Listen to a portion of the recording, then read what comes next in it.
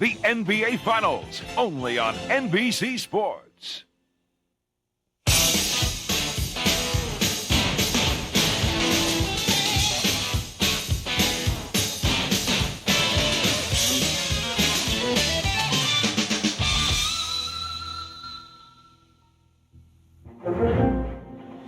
You spend a lifetime in a gym to get here. Practicing, honing skills. All to get to basketball's ultimate stage. The place where the stakes are highest.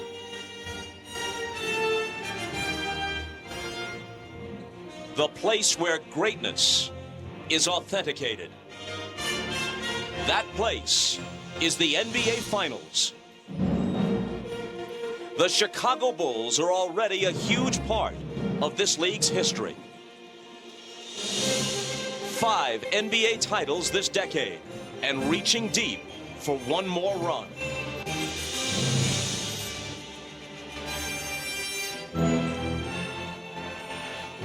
The Chicago Bulls are kings of the NBA, but someday, someone will dethrone them.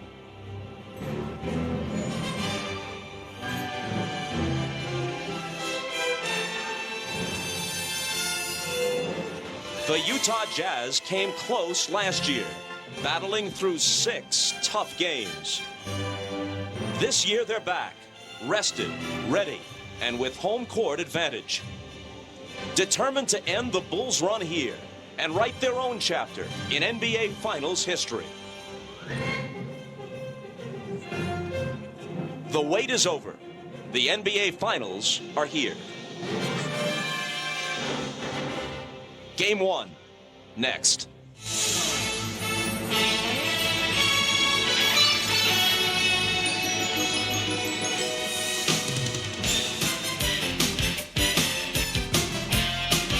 This is the NBA on NBC.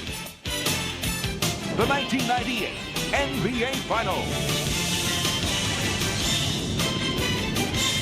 Tonight, it's Game 1. The Chicago Bulls versus the Utah Jazz.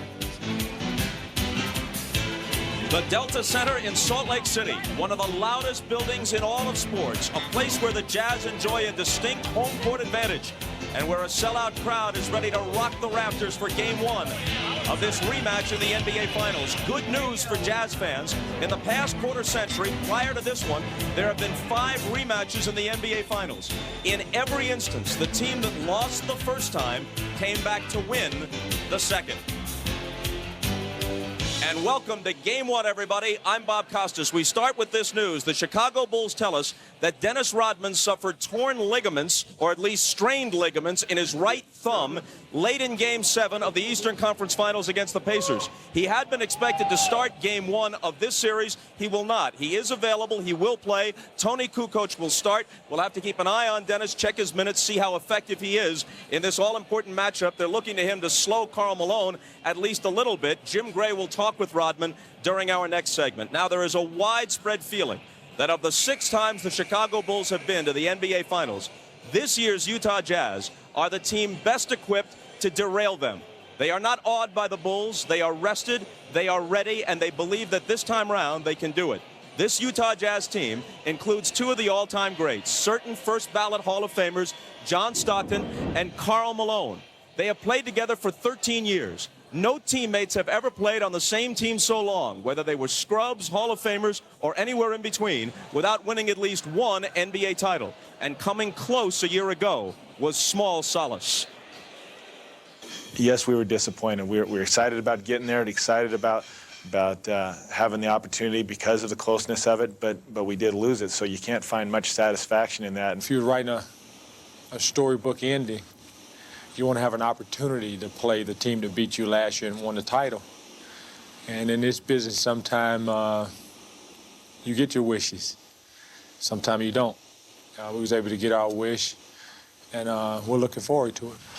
So too are basketball fans everywhere, including Isaiah Thomas and Doug Collins. Well, Zeke, the more things change, the more they remain the same. For the Utah Jazz, here's the question. What do you do with Michael? Bob, Michael Jordan poses so many problems for the defense. When you're guarding him with a smaller player, such as Jeff Hornacek, he can just turn around and elevate and shoot right over you. Then Chicago will come back with the big three, Pippen, Kukoč, and Jordan. Now, you can't leave Jordan, so when they double-team Pippen in the low post, Kukoč is there for the long three. So you say, okay, we'll come double-team you with size. We'll bring Karl Malone. But you see Dennis Rodman on the offensive glass, and a weak side offensive player, Toni Kukoc, comes up with the offensive rebound. Then last year in the finals, they came from the top, and they left Steve Kerr open for the wide-open J. Now, Michael Jordan has torched Utah this season, averaging close to 35 points a night. And when you double-team him, he frees up on the offensive glass for at least 20 shots. Now, what do you do with Michael Jordan? That's the question that the league has been trying to figure out for a very long time. Bob? And maybe the answer is let him get his, the way they did with Shaq in the Western Conference Finals as they swept L.A. Shaq got off, but nobody else did, and they won in 4 straight. I'll tell you one thing, though, guys. Every high school coach in America has to love this series because these are late 90s teams who play such great fundamental basketball. They play team ball, they move it around, and there is nothing more basic and yet nothing executed any closer to perfection than the Utah Jazz pick and roll. Bob, the beauty of the screen roll is that you take what the defense gives you, and Utah does it better than anybody in the league.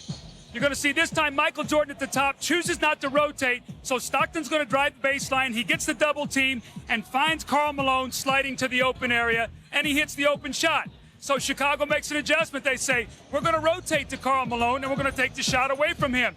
So Malone this time becomes the passer. Stockton to Malone, over to Hornacek, and he gets the open shot. Chicago says, we'll try it another way. We'll run Longley and stay with Malone out on the perimeter. So Stockton reads it. He drives baseline. Now Hornacek is open in the corner for the three-point shot. Regardless of what they do, they react and they get great shots. But the centerpiece of their offense is Karl Malone. When he throws up big numbers, you see in the wins, 28.5 points, they win. When he doesn't, they lose. He needs to have big numbers if they're going to find a way to win this championship, Bob.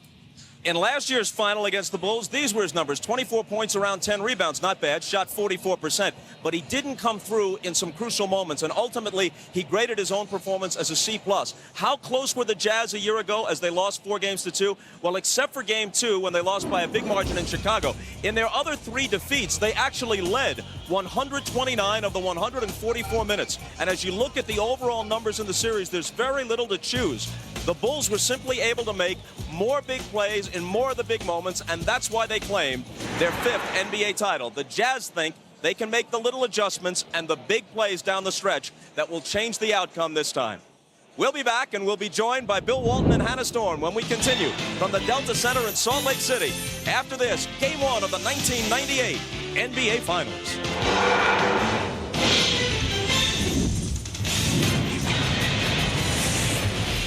Welcome back to Salt Lake City. Hannah Storm joined by Bill Walton, who will be with us throughout the NBA Finals. Peter Vecsey and John Salley will be joining us at halftime.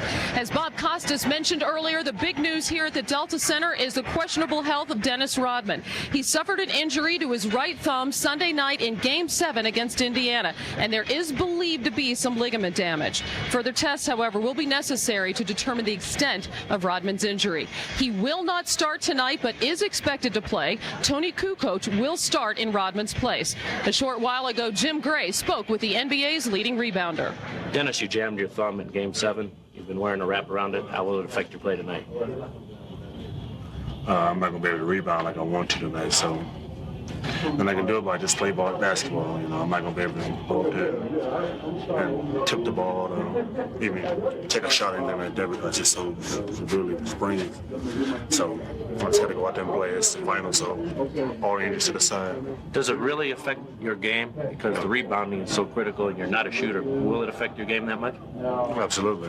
I got to grab the ball with my right hand. I'm known to grab the ball and cuff the ball with my right hand. I can't even grip the ball more or less. Try to grab it. It's going to limit your minutes? Probably, most likely will. So I just have to, if I'm going good, I'm just going to tell Coach keep me and I'm ready to play. If it's not going good, tell him sit me down. I'm not doing anything, I'm not contributing to the team, so I'm going to just sit down and cheer for the team. How long until it heals? So maybe a week. Well, a week from tonight, Bill, if it takes until then to heal, and it is expected to be heavily bandaged tonight, would be Game 4 in Chicago. In the meantime, though, Rodman was supposed to see some significant minutes guarding Karl Malone. So what does this do to the Bulls' defensive strategy? Hannah, I just spoke with Phil Jackson, and he is very concerned. Now, he was planning on starting Luc Longley anyway to save Dennis Rodman for foul trouble in the fourth quarter. Bill Wennington, Dickie Simpkins, they'll get plenty of time, but they're not really the type of players at this level. I think there will be critical moments in this series when Scottie Pippen, of all people, will come out and be matched up against the great Karl Malone, and that will be quite an interesting matchup, Hannah. Well, Pippen has had a tremendous playoffs from a defensive standpoint, even though he struggled somewhat offensively, but he gives up so much size to Malone, a couple of inches and almost 30 pounds. Hannah, Scottie Pippen's one of the greatest defensive players of all time, and Karl Malone's game is no longer about power. It's no longer about driving to the hoop. It's all about the passing, the perimeter jumpers, and it's about that, leadership down low. I really think Scottie, with his length, with his position, with his fundamentals, with great perimeter pressure by Chicago, that can be a huge factor for Chicago. Scottie Pippen on Karl Malone. Well, the Bulls have got to be thinking about a couple of guys maybe they could use who were on their playoff roster last year in the finals. A big body in Jason Caffey, but a man that they traded in February, much to the dismay of the rest of his teammates. And also Brian Williams, who was a factor not only on the boards, but did a great job defending Karl Malone last year. Utah was very competitive, but they lost in 6 games to the Bulls. What do they need to do differently this time? Hannah, the strategies for beating the Bulls are always the same. The problems for Chicago's opponents are that they're never able to accomplish their goals. Primarily, Utah must establish a dominant low-post offense, and that burden falls squarely on Karl Malone. Last year in the finals, Karl Malone, normally a go to the basket, get to the free throw line type of player, settled for the perimeter jumper. Dennis Rodman did a terrific job forcing Karl into bad footwork. Karl Malone flailing away from the outside, not getting those jumpers to fall. Karl shot just 44%. He's a career 53% shooter. This year, though, he's shooting 79% in the playoffs. Secondly, the Jazz must control their defensive backboard, and this control is a direct result of Utah's perimeter defense. When Michael Jordan takes the shorter Utah guards into the post, people can't stand around and watch. They got to box out. They can't let Kukoč and Rodman and Longley get their game off. And then Scottie Pippen loves to launch threes, which seemingly turn into passes to players like Toni Kukoc. The offensive rebounding edge in the finals against the Pacers from the Eastern Conference, that was the difference in that series. Now, this Utah team is vastly improved from last year's finalists. Better skills, better rotations, and much more confident. This Utah team is also the best team the Bulls have ever faced in the finals. Whether any of this means anything, though, ultimately comes down to Karl Malone's ability to compete at the mental level where Michael Jordan has previously reigned supreme. Will Karl be able to control the flow and the tempo? Will Karl be able to seize the key pivotal moments and match the energy bursts of Michael Jordan? Eventually, to win, Karl Malone is going to have to confront Michael's greatness head on and say, Michael, what you have is now mine. It is the two best teams in the NBA battling it out for this year's title. Both the Bulls and the Jazz, 62-20 in the regular season. Chicago, 11-4 in the playoffs. Utah, 11-3. After nearly 100 games, these two teams are separated by just one loss. The finals begin here because Utah won both regular season matchups over Chicago. The Bulls have beaten every team in the league this season except the Utah Jazz. We're closing in on the tip-off of Game 1 of the NBA Finals. We'll send it back to Bob Costas, Doug Collins, and Isaiah Thomas for the call after these messages.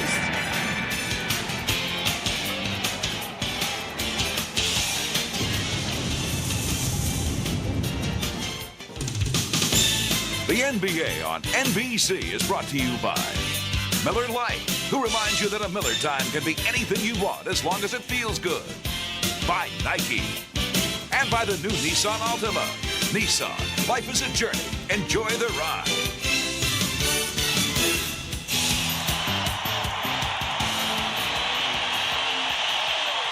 How loud can it be at the Delta Center? Well, it's not even approaching the top decibels yet, with the game not yet underway. But in preparation for how loud it ultimately will be, Phil Jackson just walked down onto the floor wearing earplugs. Bob Costas back along with Doug Collins and Isaiah Thomas. And it's time now to turn things over to the PA announcer at the Delta Center, Dan Roberts. Good evening, ladies and gentlemen, and welcome to the Delta Center for the NBA Finals. This is game number 1 with the Chicago Bulls and our Utah Jazz. Introducing the starting lineup for the Chicago Bulls. Starting at forward and wearing number 7 at 6'11" from Croatia, Toni Kukoc. Starting forward number 33 at 6'7" from Central Arkansas, Scottie Pippen.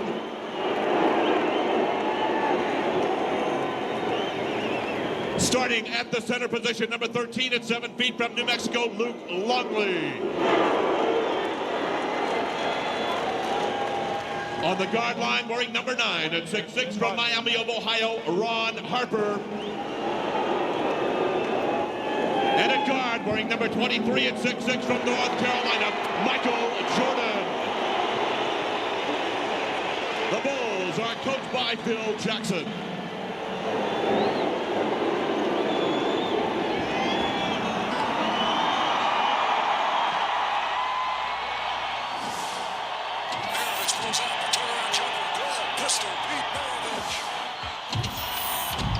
And the Jazz win their first ever Midwest Division title. Unbelievable. Magic down the alley. Goes to Green. Buckley. Picks up on Magic. Buckley. Oh, baby. Big mark everywhere.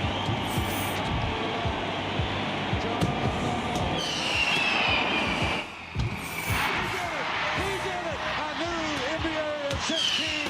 John Stockton.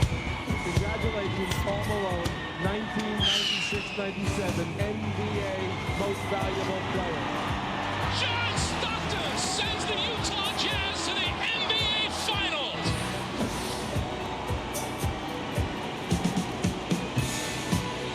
And now, ladies and gentlemen, introducing our Utah Jazz. Starting at forward, wearing number 32 at 6'9" from Louisiana Tech, the mailman, Karl Malone. Starting forward, number 3 at 6'7" from Long Beach State, Brian Russell. Starting center, number 44 at 6'11" from UTEP, Foster. On the guard line, wearing number 12 at 6'1" from Gonzaga, John Stockton. And at guard, number 14 at 6'4" from Iowa State, Hornacek. The Jazz are coached by Jerry Sloan.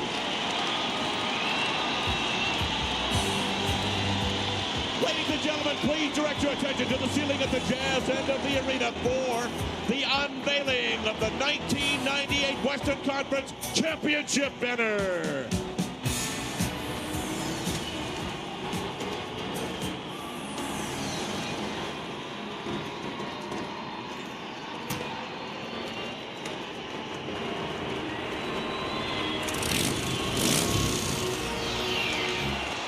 Well, as we wait for the banner to be unfurled, we present Ahmad Rashad. Go. All right, thanks, Bob. I spent some time in the Bulls locker room before the game. They are loose, they're confident, and they're enjoying playing the role of underdog. Now, as far as that question is, rest, too much rest, not enough rest, Michael Jordan says when you're trying to win an NBA championship, rest does not enter into the equation. He also told me that he has never felt better in this particular time during a championship run. He said the key for him is to have as much fun as possible in this series, and we all know that in order for him to have fun, the Bulls have to win it. Now, for the Jazz part of it, let's go down to Jim Gray. All right, thank you very much, Ahmad. I spoke to Jerry Sloan. He's very concerned about the Jazz in the first half. He said, we cannot be in a hurry. We need to find our legs. He's concerned they're going to try and do too much in the first half and won't have anything left in the fourth quarter. I asked Karl Malone about it. He says, we must survive this first half. If we can, we'll have a big advantage for the rest of the series, because then we will have all of the rest that we have had.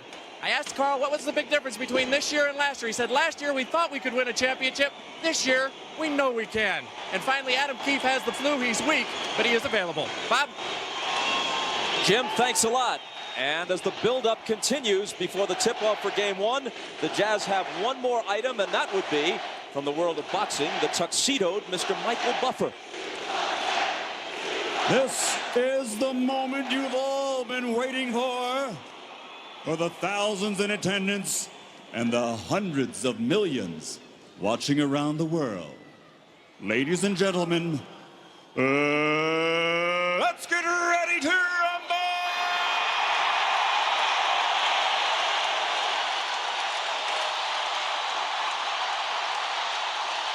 I feel underdressed without a cummerbund.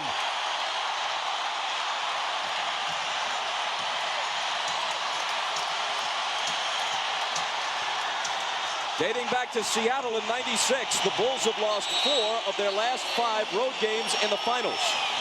But their one victory in that string was a huge one, Game 5 here, to take a 3-2 lead back to Chicago a year ago. The officials are Steve Javie, Ron Garrettson, and Bennett Salvatore. Chicago ball to start it. Russell on Pippen.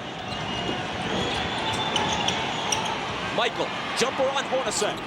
Off the back iron. Loose ball to Longley. Kukoč open. And it comes up short. Malone takes it the other way. Stockton on the drive. Dishes to Foster. Stockton gives them a fresh 24 with the rebound. Now, Scottie Pippen is going to guard Foster and roam around a lot. You see him right now on Stockton. That's only because they got mismatched on the rebound. Malone's first shot. Doesn't get the roll. Foster trying to follow. Knocked away cleanly. Out of bounds to Utah.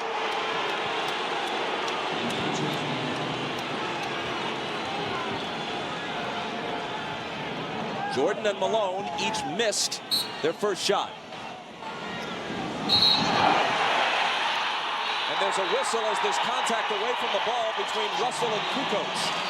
That'll be a 2-shot foul because the ball was not inbounded. So Brian Russell will step to the line and get 2 free throws. The tempo of this game will be very fast because you have a lot of speed players out on the floor. Chicago is going with the smaller lineup of Toni Kukoc, and Utah is going with the smaller lineup of Foster and Russell. So the speed should favor Chicago.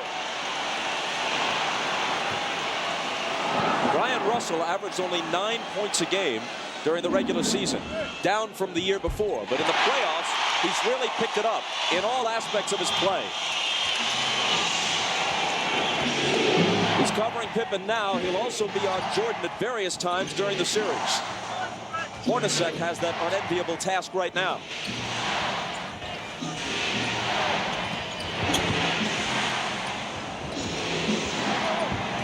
Five on the shot clock. Kukoč. Out of the corner, it's Harper. Somebody's got to shoot it. Harper will, and it's 2-1 Chicago. We know that's the guy that's going to have to make jump shots. As the Jazz double teams in the post, they'll make Harper prove that he can hit that shot on a consistent basis.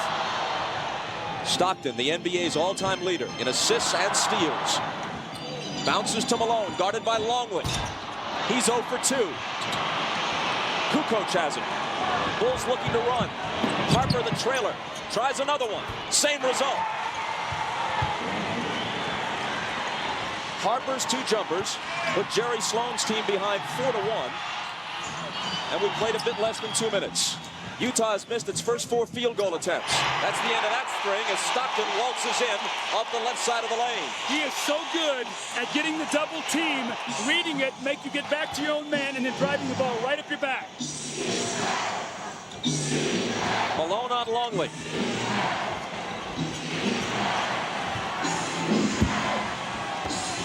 Luke spinning toward the basket. Malone knocked it away, and it went off Longley's leg. It belongs to the Jazz. When you're a big man and you're in the low post, you can't put it down below your waist, or Karl Malone will slap it right out of your hand. That's his favorite defensive move.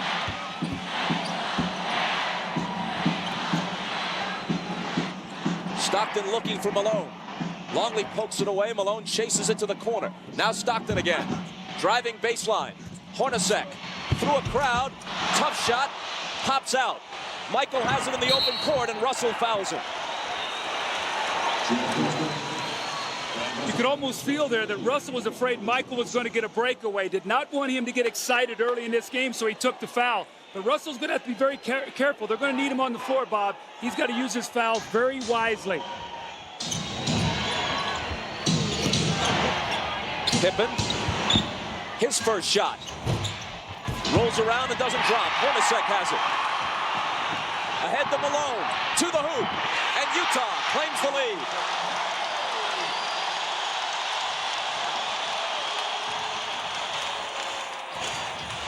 For a man so big and strong, Malone runs the floor so well, even as he approaches age 35. Jordan hands the turnaround over Hornacek. Now that time they didn't come double team Jordan in the low post. He took his time and was able to elevate over Hornacek. Michael's first basket of this year's NBA Finals.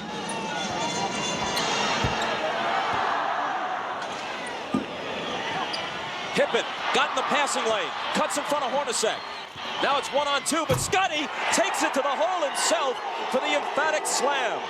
See, Doug, you know, Utah likes to run that scissor cut, and when you run that against Chicago, they're so long that they just switch all of that. Scottie Pippen switched it with Jordan, stepped out and made the steal. Stockton's jumper. Got it. There's that screen roll we talked about. They forced it baseline, and Malone stepped up and screened baseline. No one stepped out, and Stockton can make that shot. He's a 50% shooter.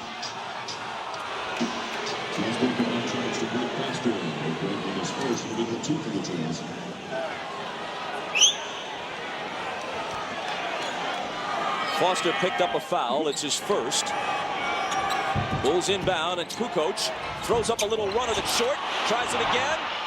Same result. Out of bounds. Last touch by Foster, and the Bulls will have another crack at it. Those second shot opportunities. Now, Greg Foster's had his hands on about 3 rebounds. He's trying to get them with one hand. You got to go up and snatch those things with 2.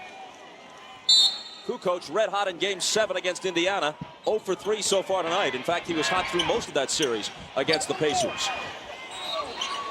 An illegal defense now is called against the Jazz. Yeah, they caught Stockton running over, and he's saying that they pump faked the ball. Stockton was coming to double team Jordan. They didn't throw it in, and therefore he was illegal.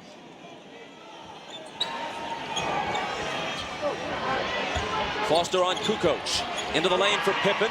Up top, Harper. Kukoč for 3. Rattles in and out. Longley battling for the rebound with Malone, and Karl saves it into Hornacek. Malone underneath Foster. Contact, but they let it go. No foul. Back comes Chicago. Pippen thought about a 3. Now puts it on the floor and takes it baseline. Throws up a wild shot, no good, and Malone has it. Hornacek the pull-up. Spins out. Loose ball battle. It'll belong to Utah. Take a look at the no call a moment ago. Well, this is such a frenetic pace. I think this favors Utah. You see right now, Greg Foster's going to get the dunk, and Scottie Pippen from behind knocks it loose. After that, it's incidental contact. But the pace of this game right now, I think, favors Utah if they can keep it up for 48 minutes. Stockton had it knocked away by Harper, but Harper fouled him. That's his first, and we take our first break.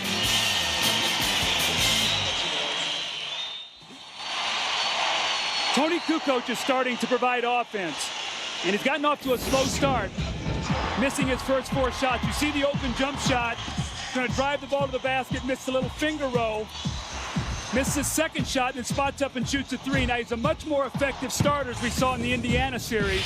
Against Charlotte, he did not start, only 7.4 points. You see him what he did against Indiana, and was crucial in the Game 7 when he put up 21 points. Dennis Rodman, and this is something we've become accustomed to, is not at present on the Bulls bench. He's gone back to the locker room, quite possibly riding the bike to stay loose, as he likes to do. Following the timeout, Foster has it for Utah. Malone with a great pass to a cutting Russell. Good look, and the Jazz in front again, 9-8. See, that time Utah went away from their set, and they went into a more passing game set to try to neutralize Chicago's speed. Pippen working on Russell. Double team, Stockton comes over and steals it. No one's done it more in NBA history. Foster might not have expected it, but eventually recovers. Now they'll set it up.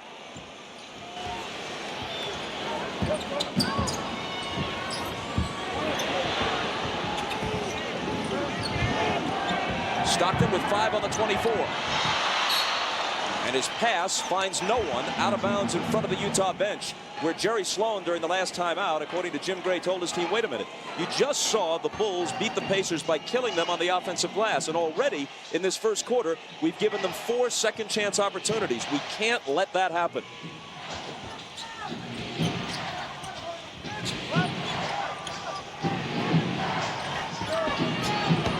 Michael against Hornacek, out of bounds to Chicago. See, Doug, you talked about Toni Kukoc missing his first 4 shots. The thing that impressed me about those 4 shots is that they were wide open shots. And that's what Michael Jordan is creating. And if Chicago takes their time, they're going to get good looks. And it's just a matter of them knocking down the shot. Stockton out, Eisley in, one of the best reserve point guards in the league. Pippen can't finish it off a good pass. Here comes Eisley.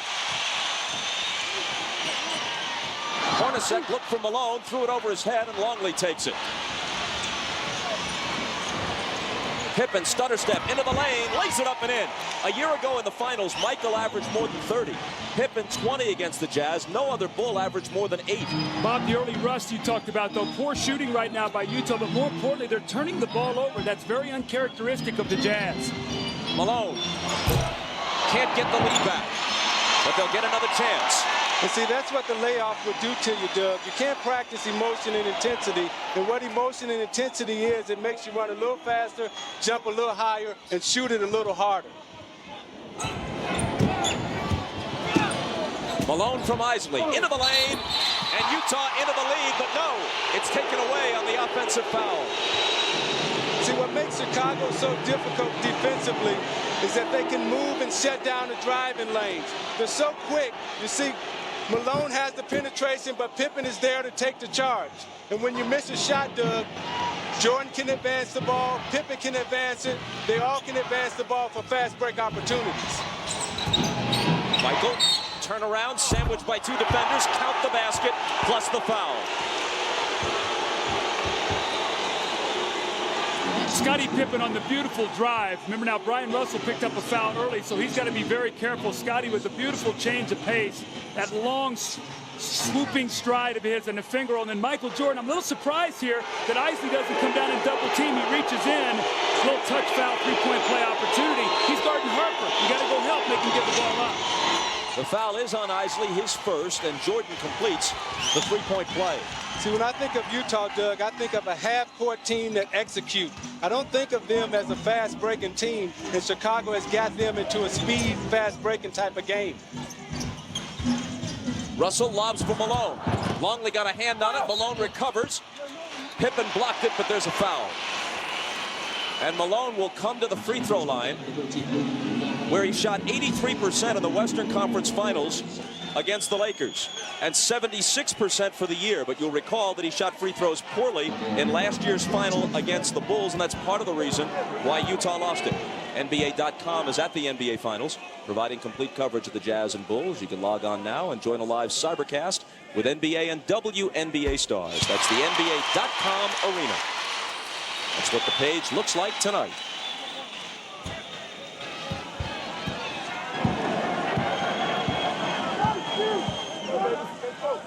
Doug, we asked Karl Malone what did he work on over the summer, and he said he worked on his mid-range J because he thought that he would be playing Longley. And I asked him, I said, did you work on your free throws over the summer? He said, no, I felt that I'd be confident enough to step up in the finals and make them. Knocks them both down. His 2 crucial misses at the end of Game 1 in Chicago a year ago led to a Bulls victory. A Chicago offensive foul. It's on Luc Longley now. You cannot get him in foul trouble with Rodman's thumb being hurt. He's doing a very good job on Malone in the low post. He's been fronting him, forcing him to step off the block and do everything facing up about 15 feet away from the basket. So you're going to see an early entrance here by Dickie Simpkins, not Dennis Rodman. Watch Longley move on this screen now. Russell's going under. He just lowers his shoulder, and that's a foul. Longley out, Simpkins in. Rodman just now returned to the bench. Foster out of the corner. The one-time Bull hoists it and misses it. Malone taps it back out to Russell. Foster has got to make himself available to the ball. Scottie Pippen is not even worried about him on the floor. So he's got to find the open area and make the shot.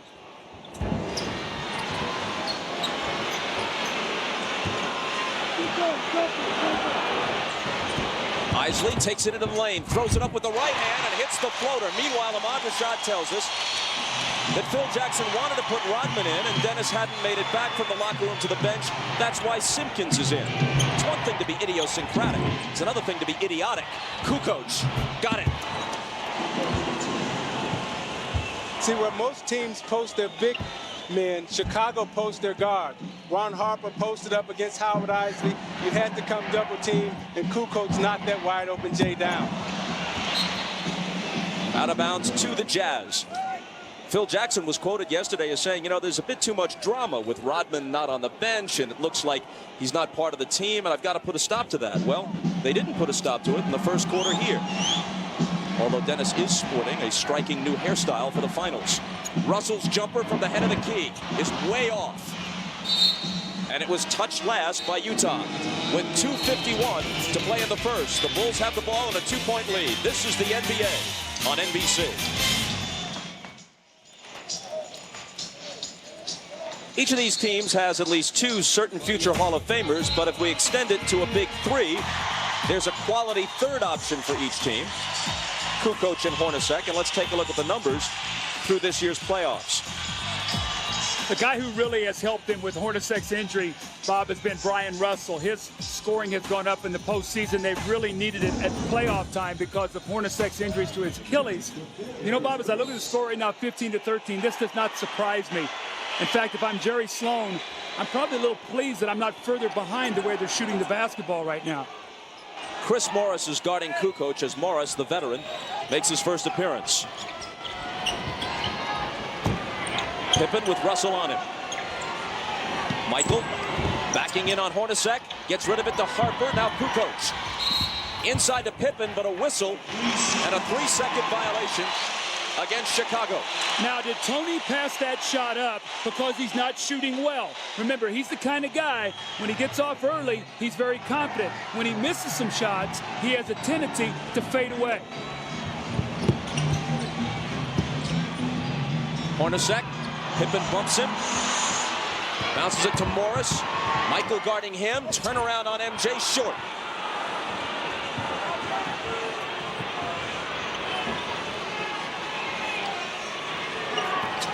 Simpkins.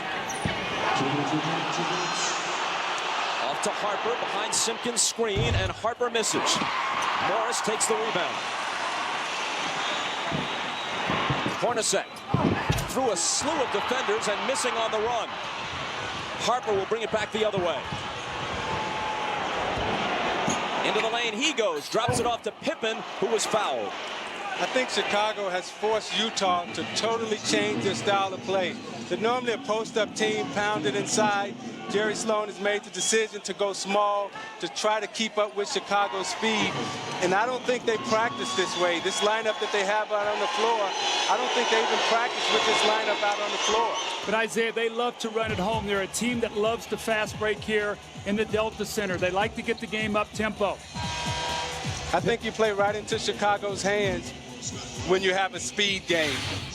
Pippen missed the first 38 games of the season following surgery on his left foot, and actually says that his legs are fresher as a result as we go through the grind of the playoffs. Chicago's lead is 4. The last time Chicago played in here, they held the Jazz to only 13 first quarter points. The difference was the score was 35-13 at the end of one.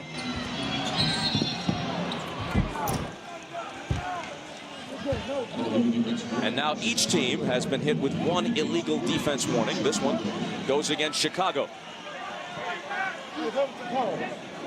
Utah's got to find a way here, Bob, to get the ball to Malone on the block against Dickie Simpkins. If they do double team, space out, you got 4 good shooters on the floor. Let's find out what they'll do here.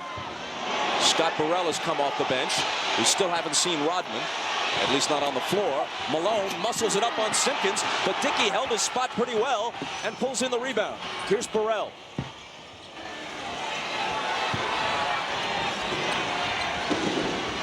Pippen, poked away by Morris. Scottie picks it up. Working on Hornacek.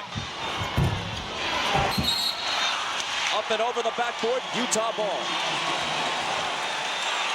Karl Malone has him right where he wants him, gets a little excited, loses his footing, and throws a weak shot up at the basket. Dickie Simpkins cannot guard him down there. He's got to take his time, power that ball through him. Malone is 1 of 5, and Utah as a team is 5 of 18.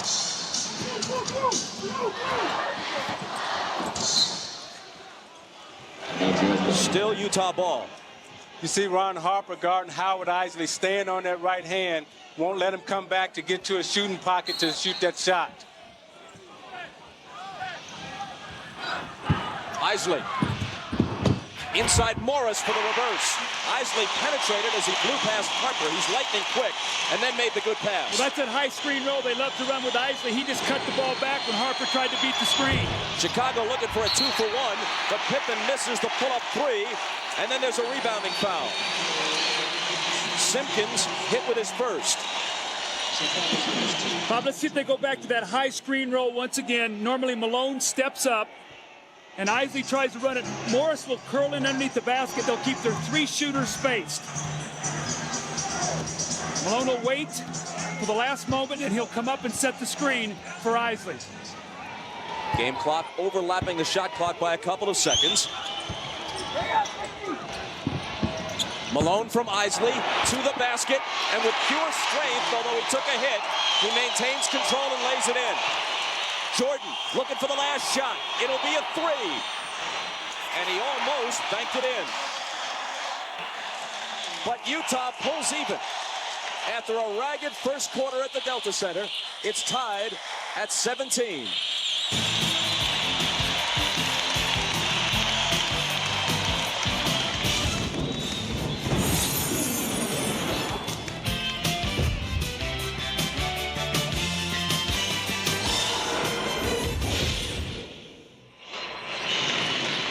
The high screen roll. You're going to see Ron Harper try to beat the screen, and Eisley's going to cut it back. Pippen steps up, and Morris goes right in and gets the easy layup by the nice bounce pass for Eisley. It's that high screen roll that they do so well. They read it, work against the vision of the defense, excellent pass, and a wonderful finish for Chris Morris.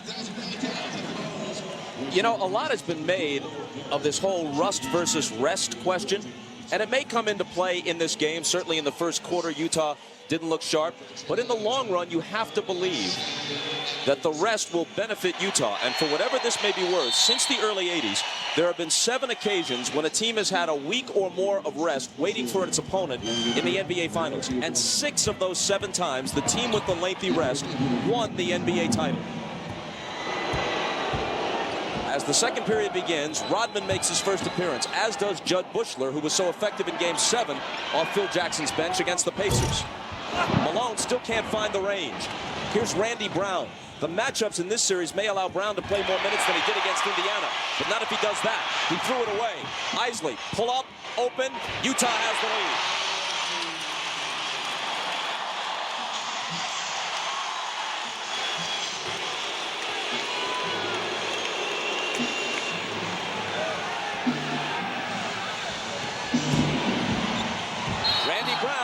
Travel. You know, Bob, you talk about rest versus rust. And when you look at the Chicago Bulls in Utah since the end of the regular season, look at the day's rest that Chicago has and that Utah has. They're identical. And the reason is because Chicago finished their series earlier.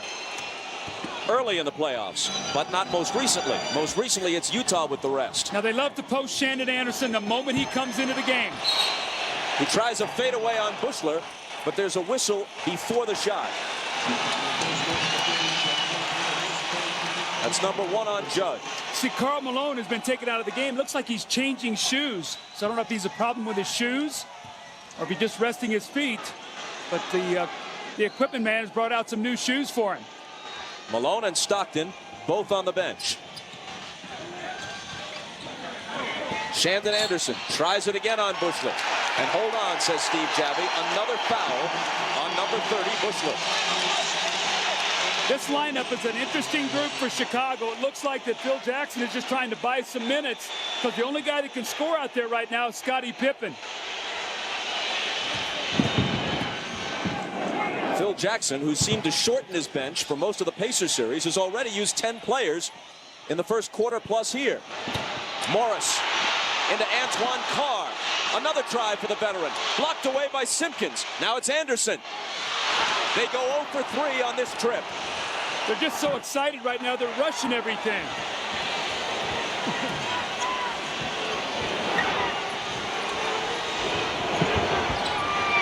Randy Brown.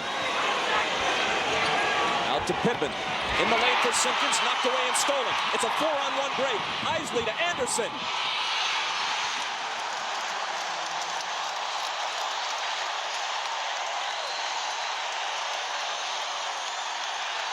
Utah by 4.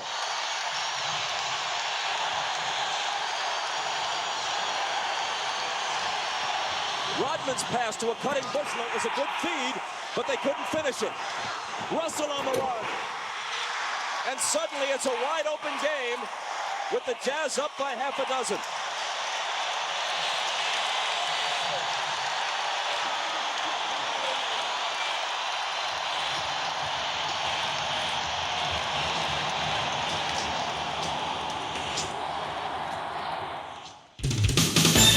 The NBA on NBC is brought to you by the U.S. Army. Be a part of the toughest, smartest army in the world. Be all you can be. By the irresistible taste that makes you say, did somebody say McDonald's? And by Pontiac Driving Excitement and your local Pontiac dealers. Phil Jackson went to his bench, and turnovers really hurt them. Scottie Pippen with the bad pass. Howard Eisley keeps the ball in the middle of the floor like a good guard should do. It's actually a 4-on-1 break. Shandon Anderson with a beautiful finish. And then this led to the timeout. Shandon Anderson throws ahead, and Brian Russell with the emphatic dunk. And turnovers and missed opportunities have hurt Chicago. 23-17 now, the Jazz lead with 9:35 to go. Michael Jordan back into the game.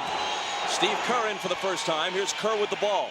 And now Rodman, a turnaround jumper that predictably misses. The rebound to Morris. Utah on a 10-0 run, 6 of it at the start of this quarter.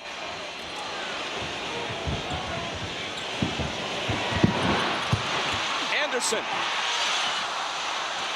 And Rodman protects the rebound. Well, you can really see they're going inside to Anderson.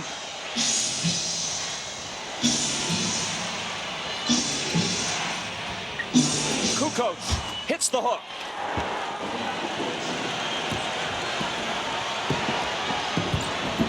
At the other end, it's Morris. Bumps off a defender and lays it in. Isaiah, can't you feel how Utah is trying to run? They're trying to run the Bulls. They're saying they have played a lot of basketball games, an emotional 7-game series. They're really trying to push this tempo at home. Yeah, but Doug, I think they're making a big mistake by trying to run with Chicago because that's not their character. Kukoč's miss is poked out of bounds, touched last by Chicago. The pass to Chris Morris. Michael Jordan tries to take the charge. No call. And Chris Morris, once again off the bench, has been a big factor. Stockton back in, as you see, guarded by Kerr.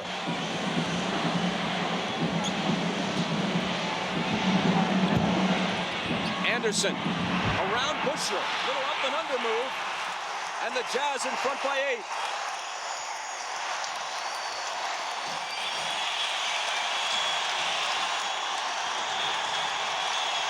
Listen to this crowd at the Delta Center. Jordan quiets it just a bit. Stockton into the lane on Kerr. Off balance and got it.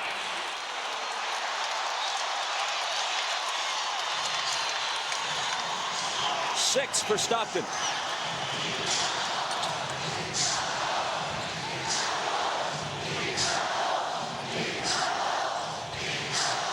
The chant is beat the Bulls, beat the Bulls. But first, you have to stop Michael Jordan.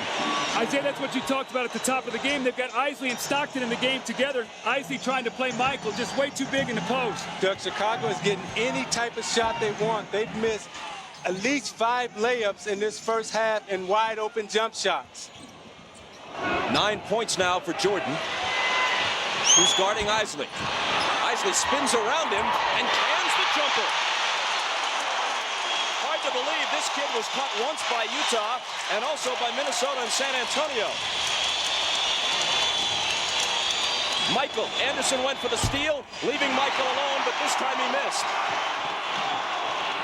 Stockton hurrying back and might have been fouled by Jordan. That's number 1 on Michael.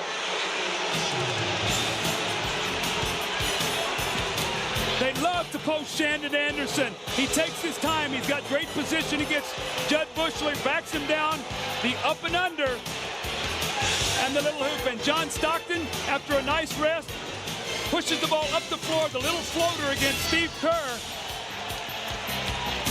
And now Howard Eisley, the guy who's made this second team go all season long, buries the jumper against Michael Jordan. Not bad for a former member of the Rockford Lightning of the CBA. This is the NBA on NBC. Welcome back to Utah. I'm Jim Gray. Well, Jeff Hornacek left the game some time ago. He went back in the locker room for about 5 or 6 minutes. He's had a bad Achilles. He had it worked out by the chiropractor back there. They're just trying to stretch it out. It tightened up on him. He's back on the bench and available, but he's really going to be hobbled. It continues to be a problem, Bob. Now, this is how the smart coaches buy minutes for their players and their superstars. Stockton left the game. He only lost 9 minutes, but in actual time, he got 24 minutes of rest, Doug, which enabled him and Howard Eisley, they're combined 6 of 6 from the field right now. Eisley trying to use quickness on Jordan. That one comes up short into the arms of Rodman. Stockton on Michael now. Who immediately wheels around him, draws contact from Kerr, and a foul.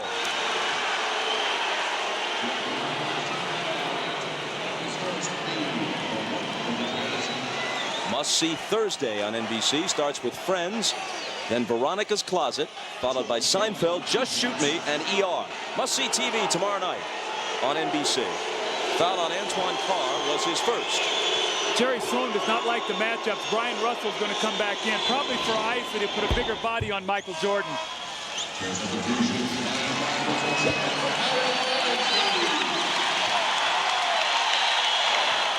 Eisley did a heck of a job, though, while he was in there.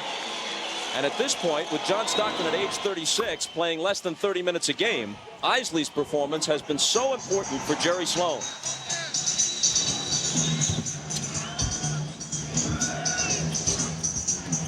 Stockton driving on Kerr, but it spills out. Another rebound for Rodman, playing with that right thumb heavily bandaged.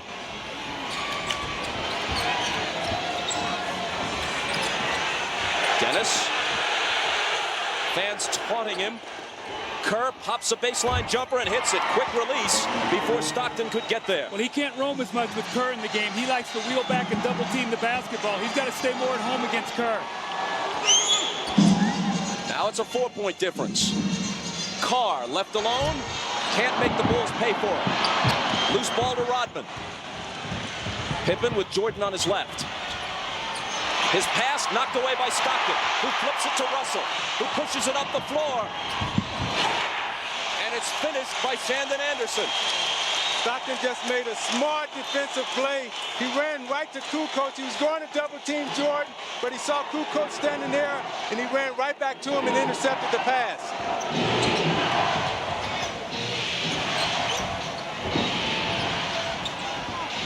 Kukoč to Kerr. Head fake, jumper, missed it off the glass. Pippen has the follow. You know what surprised me on the layup by Shandon Anderson was Rodman was back. He could have taken a foul and made him shoot some free throws. He just backed out of his way. Isaiah let him lay the ball in the basket. I think right now Rodman is very concerned about his thumb. And you know, Doug, when you have an injury, you have a tendency not to be as aggressive as you normally would be. The jumper by Anderson. Kukoč got a piece of it. Make it Morris on the shot. It was Morris's shot, deflected by Kukoč. Russell trying to contend with Michael. And as Anderson came over to help, he collides with Michael and picks up the foul. Now you watch Jordan in the post. He'll take his time. He'll back Russell down. And then the contact will come from Anderson. I think he was guarding Scottie Pippen, and Scottie Pippen ran him right into a foul.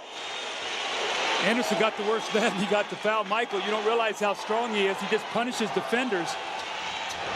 To the rest that Karl Malone got off the floor for 6 minutes. He got a total of 11 minutes rest, so really double the time that he missed on the floor. Stockton had Kerr by the jersey, and he nods in assent as Steve Javie spots it and hits him with the foul. That's one on John. See, Jerry Sloan cautioned his team early not to come out and expend too much energy because he wanted them to have something in the fourth quarter. Hornacek is back. Let's see if Jordan tries to go right at him. Rodman has it knocked away by Malone. Stockton over. Now it's Kerr.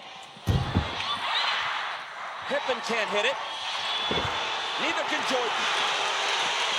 Back comes Russell. And there's a foul.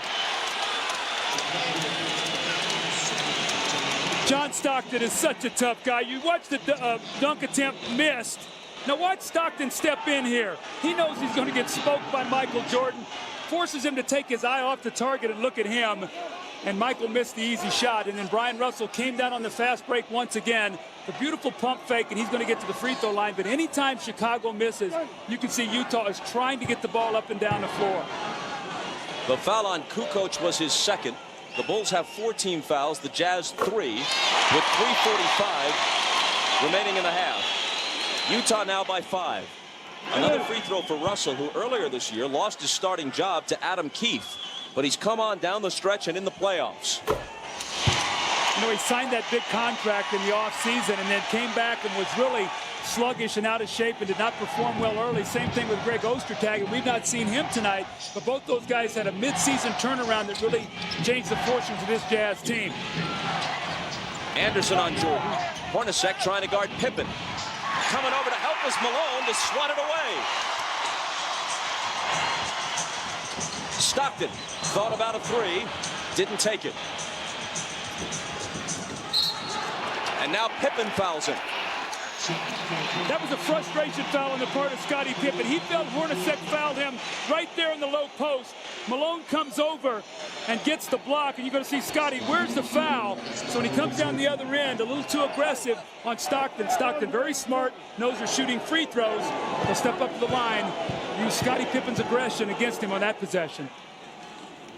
Chicago's now over the limit. John Stockton's a much more effective player at home, usually plays more minutes. Eisley gets a few more minutes on the road. You see his points up, his assists up. He looks very fresh right now in tonight's game. With the rest, I think has really helped him. Rodman goes out, and Longley, after a long stretch on the bench, comes back in for Chicago.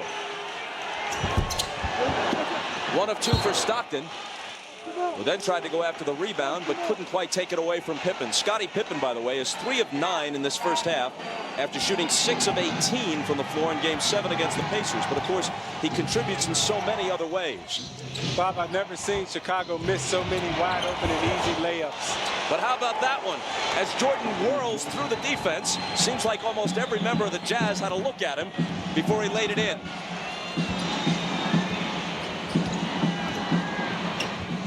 Michael with 13. Luc Longley's doing a very good job, Bob, trying to keep in front of him. He recovers to block Malone's shot, but fouled him. See, his size has really bothered him, getting in front of him. That's 3. That's 3 on Longley, but Michael Jordan, the whirling dervish move on the other end of the floor. They jump out to try to trap the screen roll. He goes baseline. Malone reaches. And the little finger roll, that was wide open, but that sure wasn't easy, Isaiah. But how about the foot fake, Doug, that got him wide open for that easy layup?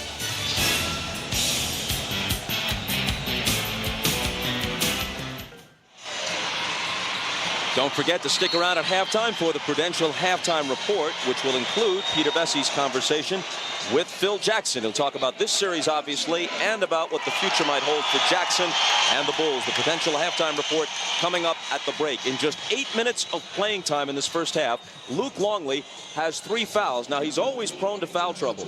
With Dennis Rodman's contribution in this series, a question mark for a variety of reasons. If Longley has to spend long stretches on the bench, who's going to guard Malone? Well, that's a real big problem. And you see he fronts there and does a nice job, but here he comes over the top and gets the foul. You got to get weak side help on that. You've got to get somebody rotating down from the back. This time it's Michael Jordan, and Michael a little slow reacting to that pass, and Luke picks up the foul.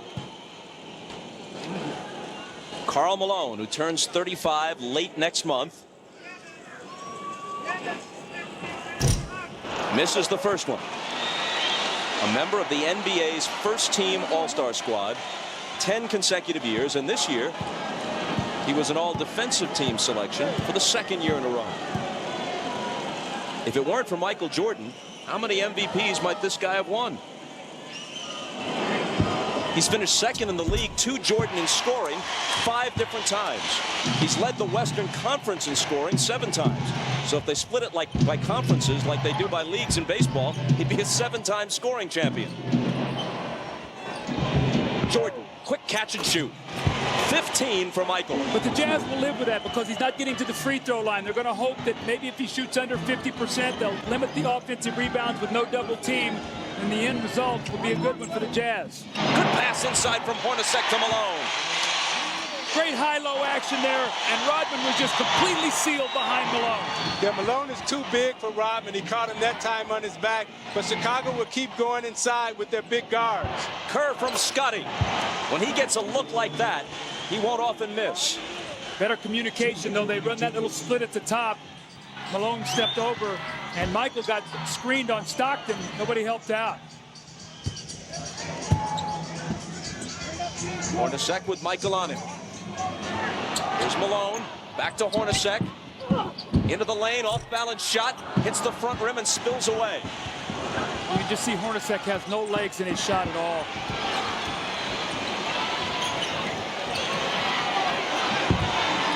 Michael, single coverage. And that's what happens.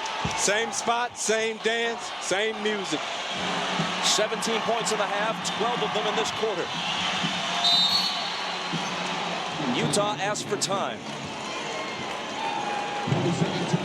It's a 20-second timeout with Chicago back to within 2. See, Chicago loves to post their big guards, and particularly Michael Jordan, who's one of the best post-up players in the game.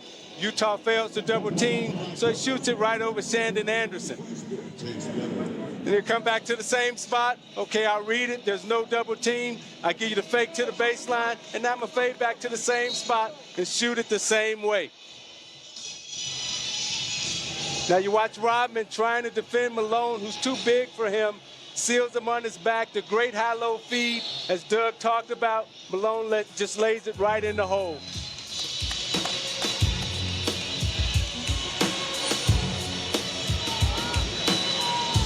Last year's MVP, Malone. This year's MVP, for the 5th time in his career, Michael Jordan. And a look at their numbers. Stockton has a good look and puts the jumper down. See, they come out of that timeout, they run screen roll. They know that Rodman is not going to help off of Malone. So he set that sideline screen once again, and Stockton is an excellent shooter. Kerr to Michael. As they go to the man with the hot hand. Again, single coverage by Anderson. Hornacek comes over. Michael with the up and under. Count it, and he'll come to the line with a chance to reach 20 points in the first half. Now that's how smart Michael Jordan is. He'll get it on the low post, wait. He knows they're going to come with the double team. Okay, this time I'm going to fake it to the baseline and I'm going to step through and split it. I'm not going to give you the same offensive look every time. I'm going to give you something different. But Isaiah, you teach when you come down to a double team, that defender has to come and touch the other defender, so you can't step through there. You can't give him any kind of pathway to get to the basket. You must make him spin away and shoot the shot. Kevin McHale was the master of that. I understand you teach that, Doug, but when you're coming down to double Michael Jordan, do you know how much fear is in your heart? A three-point play, 20 points, and get this, this is the 30th finals game in which Michael Jordan has played. He has never been held under 20 points, and he's got 20 in the first half tonight. Stockton on the move and banks it home.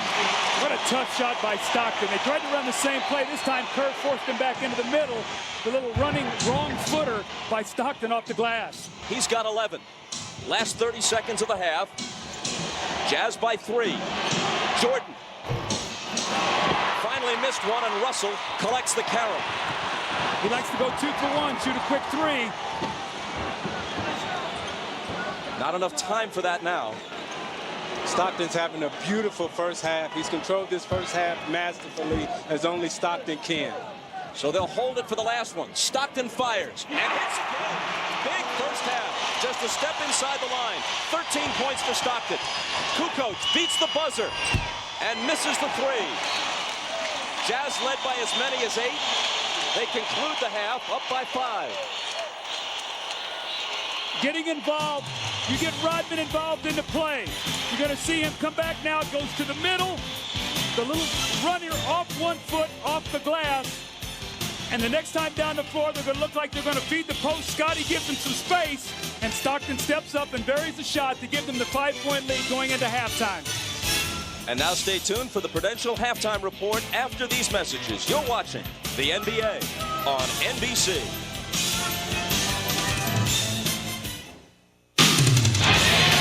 It's halftime of This is the Game 1. Prudential Halftime Report, brought to you by Prudential, bringing strength and stability to America's families through insurance, healthcare, real estate, and financial services. It's halftime of Game 1 of the NBA Finals with the Jazz leading the Bulls 45-40. Michael Jordan has half of the Bulls' points with 20, but the Jazz bench has been key, outscoring the Bulls 16-4. Hi, everybody. Hannah Storm back in Salt Lake City along with John Salley, Peter Vecsey, and Bill Walton. We'll hear from these gentlemen in just a moment. But first, Peter Vecsey's conversation earlier today with Bulls head coach Phil Jackson. It has been made abundantly clear by Bulls general manager Jerry Krause that this is Jackson's final season in Chicago. And Michael Jordan has said he will not play for any other coach. So win or lose, this appears to be the Bulls' last run. Let's dance, let's jazz. This is our last opportunity to play together. We know it. There's just too many free agents. We're not going to be back in mass, but just think about it in terms of we've been here 3 years together, and this is our last opportunity to defend a championship, which we wanted to do. Are you coaching this title run as a statement to Jerry Reinsdorf and Jerry Krause? So at the end, you can tell them to take the title and shove it? More than anything else, we were in peril last June because Pippen was up on the market. He was on the market, and people were looking at him. And I knew that Michael wouldn't come back and play if he wasn't there. I knew that it was going to be too tough a chore for us to win if Pippen wasn't there. I didn't want to come back and coach the team if Scottie wouldn't be there, and neither did Michael or Dennis have a future with this ball club. And so basically it would have broken the team up. And what we asked for from this club, Michael and myself, was give us another chance to defend the title as we have this team. And so we've gotten that chance. We're happy with that chance. We're not asking for anything more. There's a tremendous amount of momentum that says, why? Why not more? Only the Bulls, only the Bulls, only the one and only. Phil, in terms of not having the home court advantage, as far as being undermanned and weary, you are the underdog. How does that make you feel? Well, I think it's very interesting. I want to know those people that have enough moxie to go out and bet against Michael Jordan, though. I think that he's still at the peak of his game as far as having an effect on the game, even though maybe not for the duration of taking the team over for the last 14, 15 minutes of a game. I like to see people that actually have the belief enough to put their money down.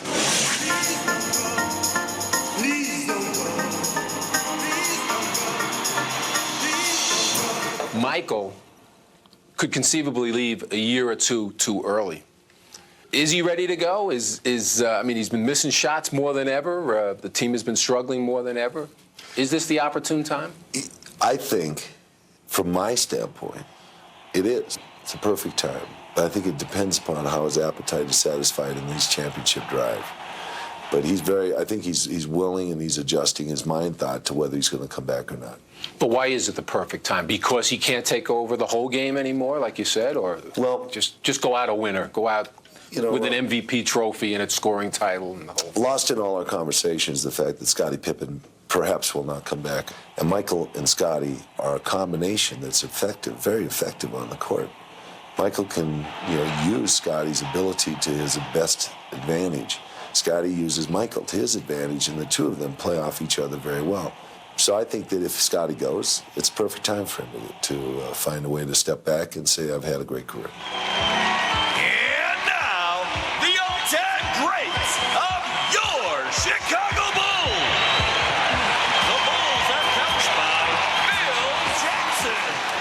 Most coaches, when they leave the game in any sport, they always seem to come back for whatever reason. Do you need to coach to enjoy your life? I was figuring out the other day that I've been in this business 20 years. And so I've been in it a long time, and coaching is a part of me. I like to tell people what to do, I guess is what it is. Whether I can live without it or not is going to be something I'm going to have to find out. And so Phil Jackson saying, in his opinion, perhaps this is the best time for Michael Jordan to leave basketball and end his career. And Peter, after talking with Phil, you feel that we're watching the end of a dynasty here, whether or not the Bulls win or lose this title? Well, first of all, they would have to win a title for them to reunite, but also they'd have to, Pippen would have to, they have to pay him $60 to $70 million, and that's just not going to happen. I did ask Phil Jackson if he would entertain coming back, and he said he would. If he would do it if he was asked, if Jordan came back. But Jordan said that Pippen is not coming back, so it's not going to happen. All right, when we return, we will talk about the first half between the Bulls and the Jazz, but first a message from Prudential and a word from the NBA.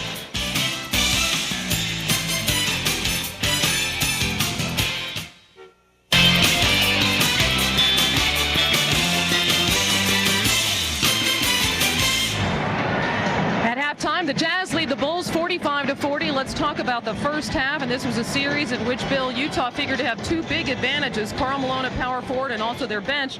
From Karl, they got 9 points and 7 rebounds in the first half, but it was their bench that really made the difference. And there was an incredible amount of rust on Karl Malone's game. He just did not have any sort of style from the sharpness that you would expect from Karl Malone, who would come out there and try to take it to the hoop. Instead, he settled for perimeter jumpers. But once the bench came in, they turned everything around. The tempo got going. Howard Eisley, it's as if the Chicago Bulls didn't even know that he makes these type of plays regularly. Shandon Anderson posts up at will and runs the floor beautifully, and then Chris Morris, now a regular part of the rotation for the Utah Jazz. Eisley and Anderson were just huge.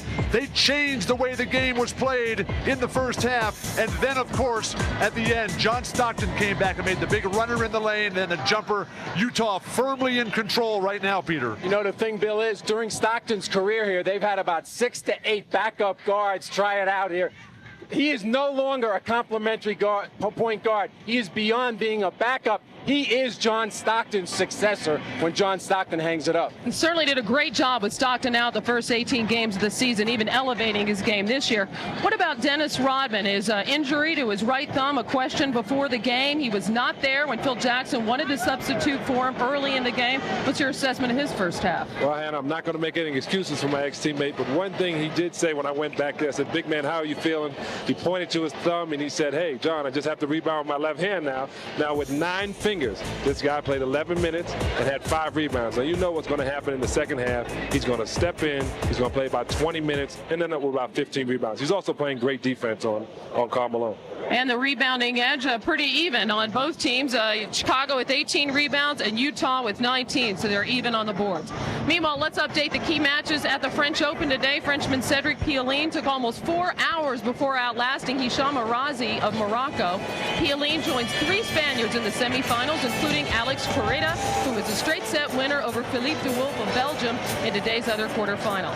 Our coverage continues on Friday morning at 10 a.m. Eastern, and note the time out west, 9 a.m. Pacific, with the men's semifinals. The Jazz lead the Chicago Bulls by 5. We'll send you back to Bob, Doug, and Isaiah for the second half, right after these messages from your local station. This has been the Prudential Halftime Report, brought to you by Prudential, bringing strength and stability to America's families through insurance, healthcare, real estate, and financial services.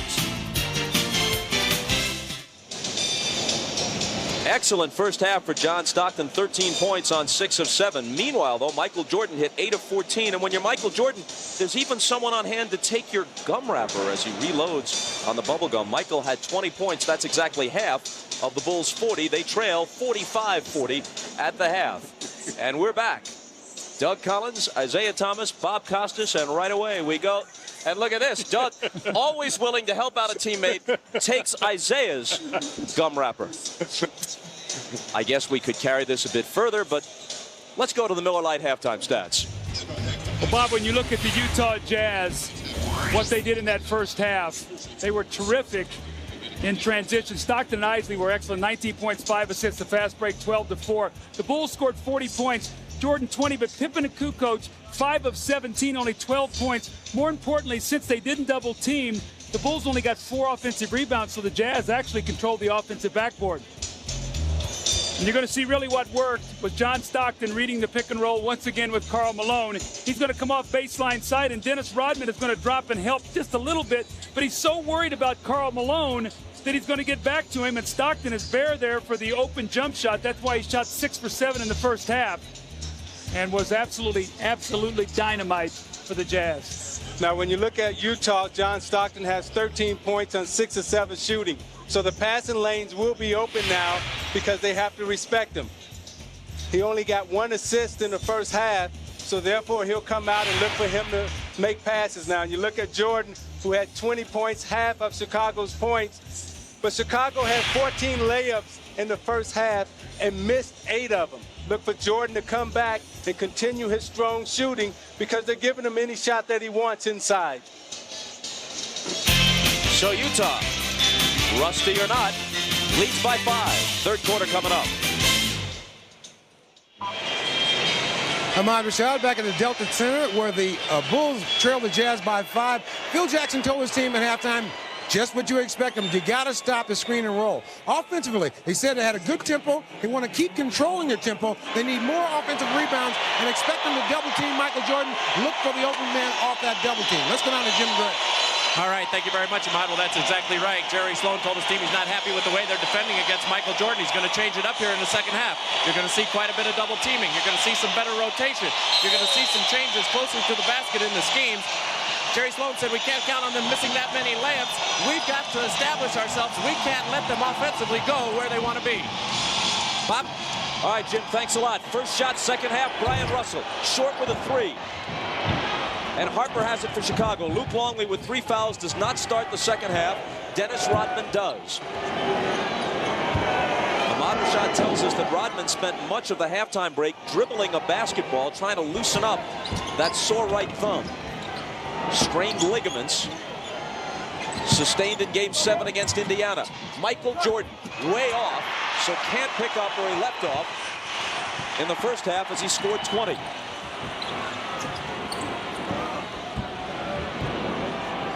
Malone over Rodman.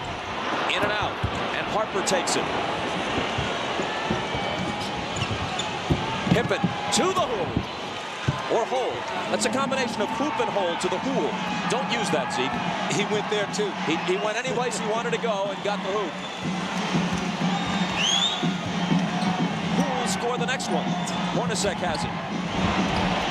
It'll be Stockton who has 15. What a great pass, Isaiah, on that give and go to the top. You fall asleep a little bit, and Hornacek finally gets off here with a layup. 0 for 4 in the first half. Now, that's the Utah I know. Half-court execution, perfect screen, back-cut layup. That's the way they need to play in order to win this game. Harper into the lane. Tried to find Rodman, poked away to Pippen, and his 3 is no good. Rodman with board position. Michael hits the open 3 and matches the number on his uniform with 23 points. The minute you start double teaming, though, what you do is you open up that offensive board, and that's one thing Jerry Sloan has to be concerned about. They've got a defensive rebound like they did in that first half. Utah by only 2. Hornacek with Kukoč on it. Into Malone, and Rodman fouled him, trying to poke it away. That's only number 1 on Dennis. See, the dilemma is how do you defend Jordan? And when you go to trap him, that leaves Rodman on the offensive glass, kick back to Jordan for the 3.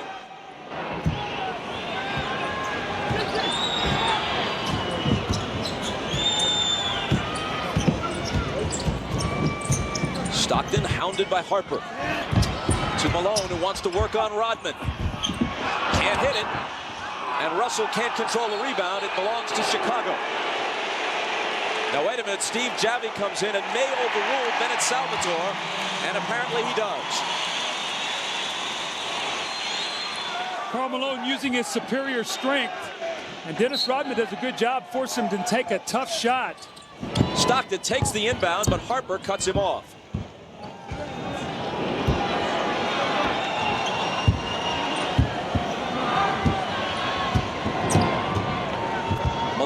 Screening for Stockton, who drives the baseline, tries the reverse, and Rodman picks up a second quick foul.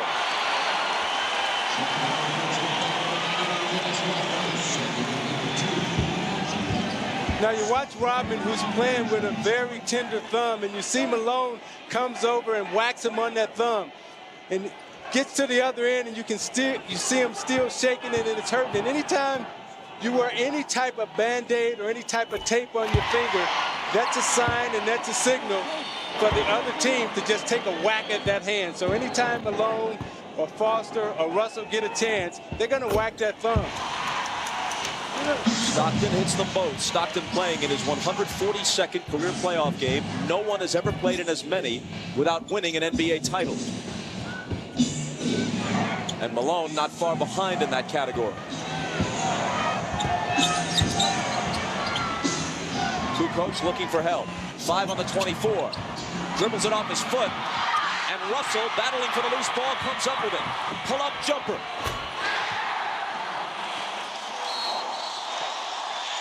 Utah by 6. Timeout, Chicago.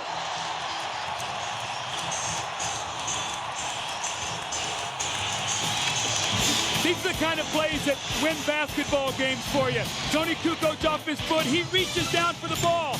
Not Brian Russell. He goes for it, finds it, picks it up, pulls up, and hits the jump shot to give the Jazz the lead. You're watching the NBA on NBC. Miller Genuine Draft presents even more basketball.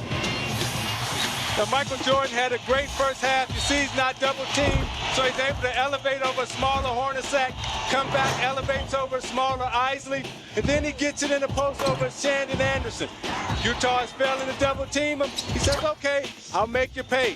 He dropped 20 in the first half on him. You see what he's doing round by round. If they fail to double-team Michael Jordan, then he's going to keep making them pay. And in recognition of this look inside the game, Miller Brewing Company will donate $1,000 to the Thurgood Marshall Scholarship Fund. Interestingly, one record Michael Jordan doesn't hold, his highest career average in the finals. He's at 33.6. Rick Barry at 36.3 in 2 finals for the Warriors. Michael is second. Jerry West is third at just over 30 points a game as a finals player. Michael again. Spins out. And the rebound taken by Karl Malone. Stockton to the front court. Harper again on him. Luc Longley is now back into the game with Dennis Rodman, so now he's matched up against Karl Malone once again. Remember, he got 3 quick fouls in the first half trying to guard Karl Malone. Here's Foster. Deals to Russell. Drives on Pippen. And hits a tough hoop.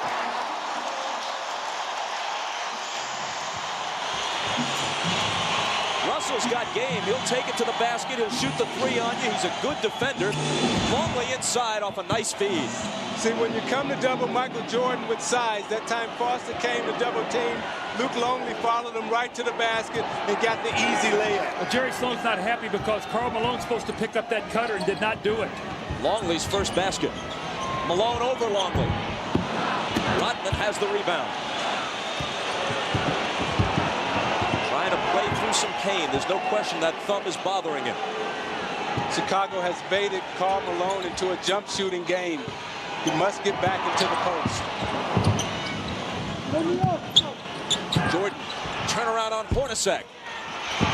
Rebound Longley, and there's the follow. So Longley with a contribution here, midway through the third. Isaiah, I agree with you. They've got to establish Karl Malone down in that paint. That's where he's lived all season long, and he's been a jump shooter the entire night.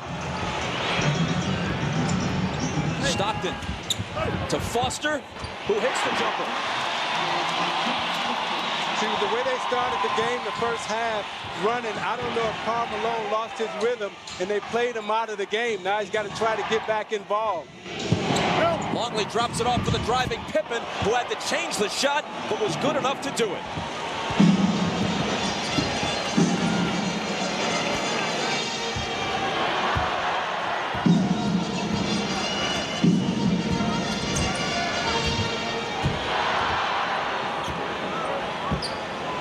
Stockton backing away with 6 on the 24. Now bouncing it from Malone. It's off his foot. But Utah's going to have it from the side.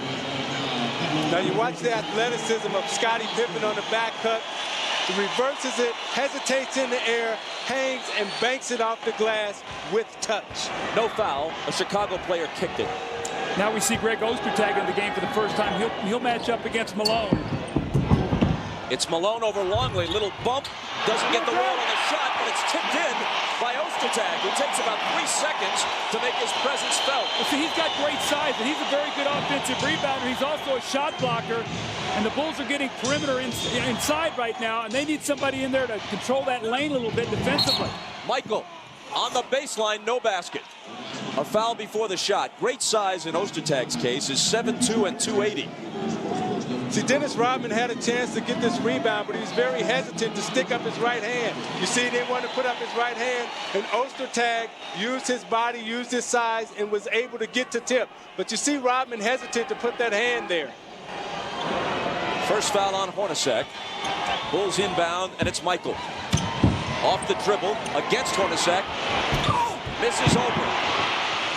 Rodman gets it to Longley, and Longley with his 3rd basket in a short stretch here in the 3rd quarter. It has to be a concern. Only 2 second chance points for Chicago in the first half. That's 7 now already in the 3rd quarter.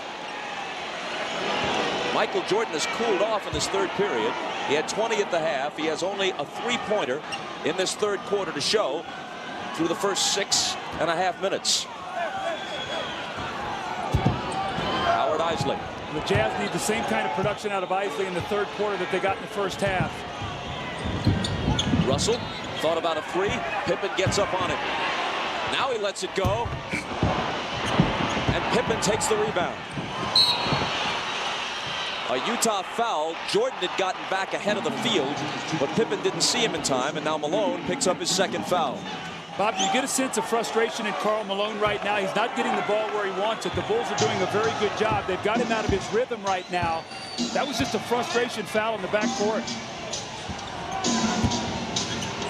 Pippen wants a 3. It doesn't go, and there's a foul on the rebound.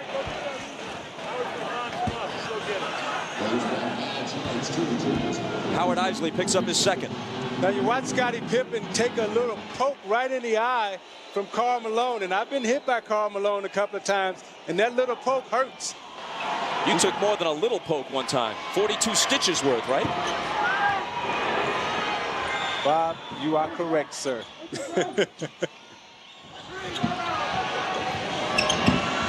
Michael, just 1 of 5 in this quarter. Into the lane. Finds Harper open for 3. Pippen knocks the rebound away from Ostertag, but Hornacek has it. Eisley all alone tried to get it inside to Malone, and it was knocked away as he passes up the open jumper. Jerry Sloan was very unhappy. He thought it was a 3-second violation. The Bulls got away with an extra pass, and Harper missed the 3. Russell. Malone, meanwhile, 0 for 4 in this quarter and 3 for 12 in the game. They try to get it to him, and Chicago steals it.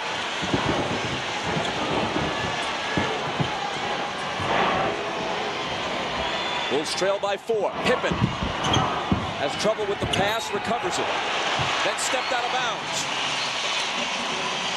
I think the Jazz have to be very careful here not to try to get Karl Malone so involved that they get out of what they're doing. Howard Eisley passed up an open jump shot on the break. That time, Isaiah, he tried to force one that just wasn't there. That was kicked off. Eisley drives by Harper, shoots on the run, and banks it in. That's a great shot by Howard Eisley. It's a floater right before the defender gets there, so it keeps the defender off balance, and he really doesn't know when to jump. Pippen from Jordan tried to hang in the air to finish it. As it was, he drew the foul. Now you watch Eisley on the little floater. He shoots it right before the defender gets there, so the defender is off balance and doesn't know when to jump, how to block it. The hesitation, the little floater, that's the old Detroit move that Jalen Rose uses, Rashad Leonard. They all played on the same high school team, and they all use that same move going to the basket. Foul on Ostertag. was his first. Pippen hit the first. And now the second. Scottie has 14. So if they go back to that sideline screen roll, Dennis Rodman is the guy that's in rotation. He was slow getting there the last time. Russell to Malone. He takes it to the basket and scores around Longley. Trying to get himself on track offensively here. That was great ball movement, and Karl Malone did the right thing. Drive it to the front of the rim and score.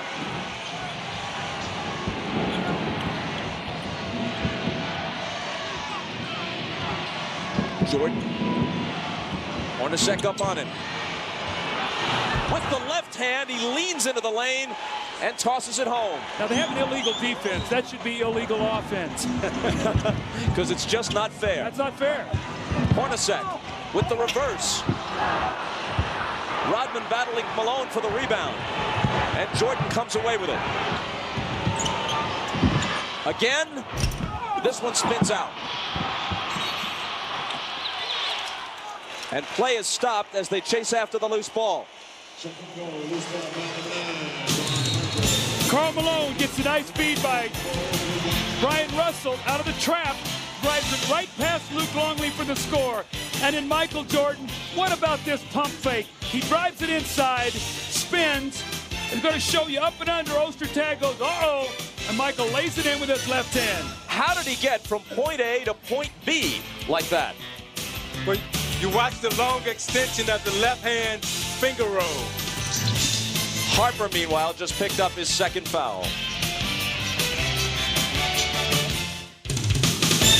The NBA on NBC is brought to you by Miller Genuine Draft, who reminds you it's time for a good old macro brew. By Paramount Pictures, The Truman Show starts Friday, June 5th, rated PG. And by Chrysler, engineered to be great cars. Now, to disrupt the Jazz screen roll, Scottie Pippen is going to run off Brian Russell from the corner. You're going to see him. He's run off. Now he's going to try to recover. And when he does, Malone works right in behind him in the middle of the floor.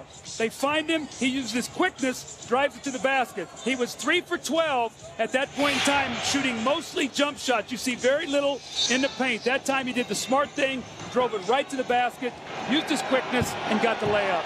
Well, Bill Walton said earlier, part of the reason why Utah lost the final a year ago was that Malone became a jump shooter too often. Set play out of a timeout, realizing Michael Jordan overplays, pressure release, good backdoor pass to Jeff Hornacek, who makes a tough shot. And that was his first basket. Jordan, double team, gets it to Harper. Longley. Ostertag collects the carom. Rodman all over him, but he gets it out to Eisley. Bounces to Hornacek. 2 in a row for Jeff. You know, I can tell Jeff Hornacek is really struggling with that Achilles because he can't get any lift. And when he goes in to make the layups, he's barely getting off the floor, but he's gutsy tonight. Utah by 8, matching their biggest lead. Pippen hits a 2-point bucket, just a step inside the line to cut it to 6. And Scottie has 16. Half of them in this period.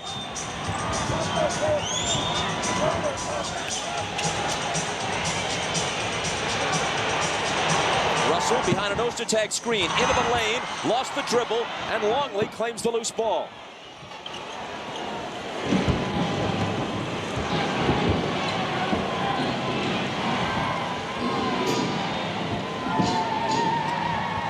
Pippen behind the Longley screen, fires a 3 and misses it. Rebound Brian Russell.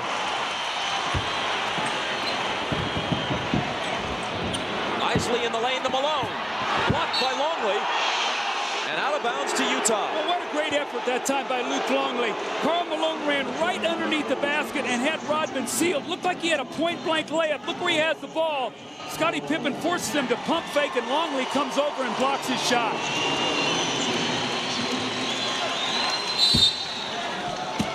Antoine Kerr back in. Hornacek juggles the inbound pass, and Rodman picks it up. Another Utah turnover.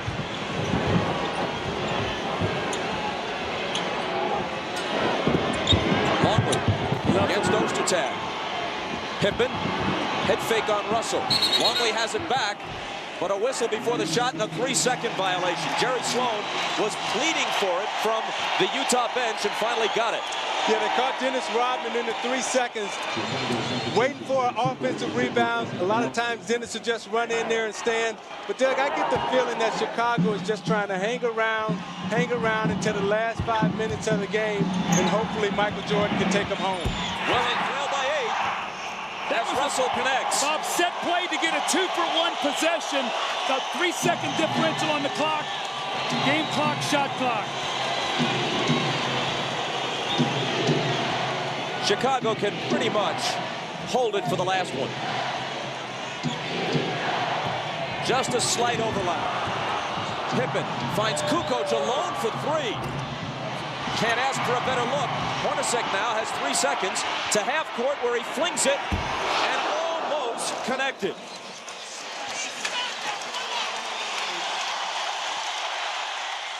So Utah takes an 8-point lead into the 4th quarter of game 1. Cold 3rd quarter for the 2 superstars. We'll be back after these messages and a word from your local station.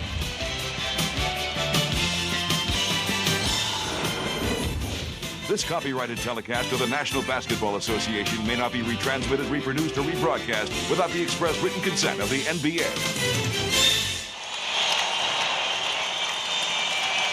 Entering the final 12 minutes of regulation, Utah leads it by 8. Only once in the 6 final games a year ago did the Jazz manage as many as 90 points against the Bulls. That was in Game 3, the first game here at the Delta Center, when they got back into the series with a 104-93 victory. Bob, a big risk here that Phil Jackson is taking. He's resting both Scottie Pippen and Michael Jordan at the same time. Has a lineup out there that's going to have a difficult time scoring, and they're down 8. Through 3 quarters, both Pippen and Jordan had played 33 of 36 minutes.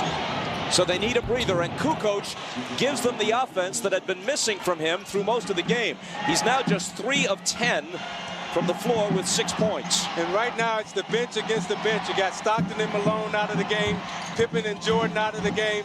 So we'll see who will win the battle of the benches right here. Russell, behind the screen from Kerr, takes a leaner, and the bank is open for him. That's one of those when you're playing against him, you make him call that one. Otherwise, he can't get an H on you.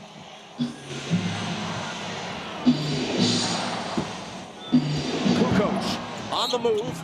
His pass intended for Buechler, broken up by Russell, but there's a foul. See, Brian Russell's going to drive and pump fake Rodman. He leaves his feet and leans in and gets the lucky shot off the glass to keep the lead at 8. Foul on Antoine Carr, his second. Burrell from Kerr overshoots it. Burrell concluded the regular season and began the playoffs shooting the ball very well. Had a 23-point game in round 1 against the Nets, but since then his shooting touch has completely deserted him. But Burrell is not a spot-up shooter. He's a streaky rhythm shooter, and he needs touches to get his rhythm. He's not a guy that can just come in like a Steve Kerr and just nail one. Here he comes up with a steal. Ostertag poked it away from Rodman, but to Steve Kerr.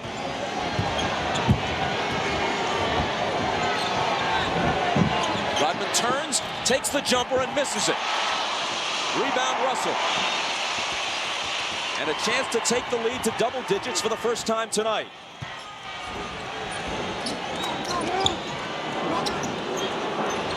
Carr, Rodman picks him up on a switch. His pass outside, picked off by Burrell, who's all alone. The steal and the hoop as he cut in front of Russell. And Utah wants a timeout. Now remember, Burrell is streaky, and this is the type of play that will get him going.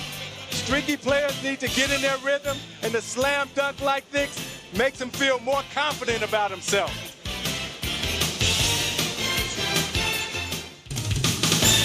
The NBA on NBC is brought to you by Budweiser. Now is the perfect time to enjoy a fresh, cold Beechwood aged Budweiser. by Touchstone Pictures 6 days, 7 nights, starring Harrison Ford, rated PG-13, opens June 12. And by Toyota. Every day belongs to you. Make it count. Toyota every day. In recent years, the finals have followed a Wednesday, Friday, Sunday schedule. This year, no exception to that. Friday at 9 Eastern, 8 Central, 7 Pacific, 7 Mountain, I should say, and 6 Pacific for Game 2 from the Delta Center. Doug. Bob, Utah is missing a golden opportunity right here with Pippen and Jordan resting. They've got to push the cushion into this game. They've had a chance to go up 10. It's now 6. They put Malone back in for that reason. They've got to score some points here so that Pippen and Jordan don't come back fresh and steal this game in the fourth quarter. Malone just 4 of 14. And the cold spell continues. The rebound to Rodman. You see, in the Indiana series where they couldn't buy minutes of rest for Pippen and Jordan, in this series their bench can buy the minutes.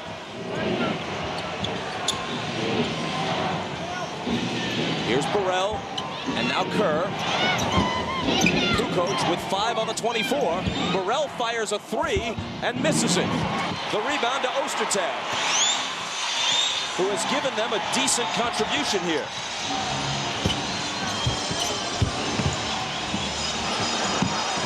Malone again.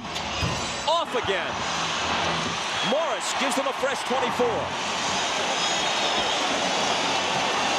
See, Malone is out of sync. He just cannot get any kind of rhythm. That shot normally is money in the bank for him. A 53% shooter for the year. Anderson inside, muscles it up and in, but they take it away.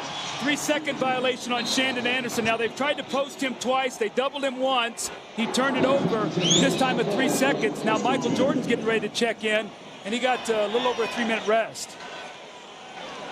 Karl Malone, his actual rest in terms of real-world minutes, 10.5.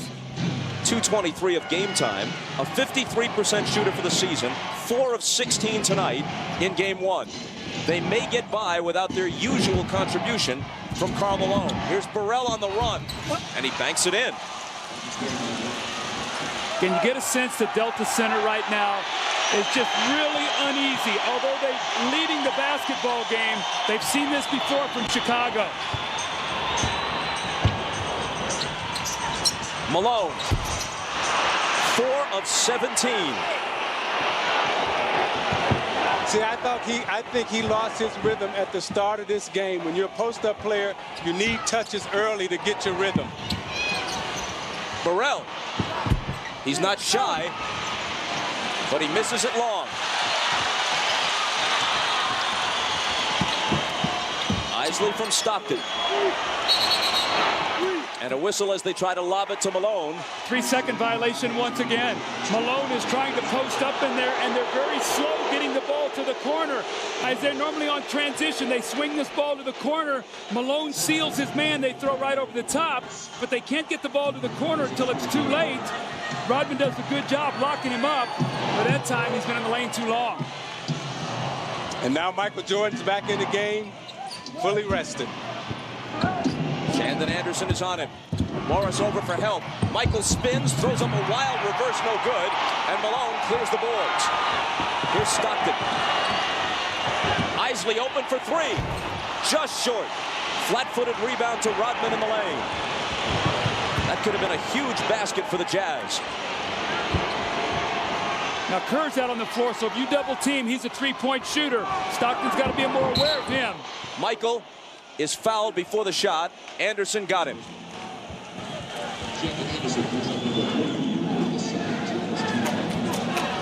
That's 3 on Shandon Anderson. See, Michael got actually over 13 minutes actual rest, only missed a little over 4 minutes of the game.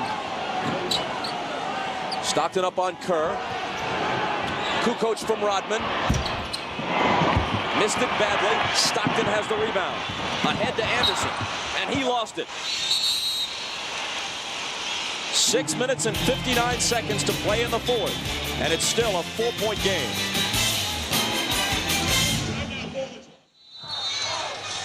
Well, this is not the way Karl Malone wanted to start Game 1 of the NBA Finals. He's had a miserable shooting night. Squares up Luc Longley, misses a jump shot. Post up Dennis Rodman, fade away, missed a jump shot. And again, stepping out and missing about the 17-foot jump shot. And you're going to see the Bulls have done an excellent job. All of his jump shots on the perimeter, only 1 of 9 in the second half. He averaged 30 points a game in the conference finals against the Lakers, averaged 27 a game for the season. If Utah wins this game, he can probably shake it off. It wouldn't have cost his team anything, and he can attribute it to rust or just a bad night. But if they lose this game, and he thinks back to what happened in some of the crucial moments last year in the finals, it might get to him. Longley's shot was halfway down, but wouldn't fall, and Malone takes the rebound. Interesting, Eisley still on the floor with Stockton. Russell for 3, way short. Chases down his own rebound, and can't hit. Now this is danger time for Utah, because at the end of the game, in the closing moment, Chicago has 3 players that can get their own shot off the dribble, and Utah only has 1 in Malone. Kukoč swings it to Longley. Outside Kerr, splits the defense, but trying to get rid of it to Kukoč, has it picked off by Russell. Ahead to Stockton, now Malone.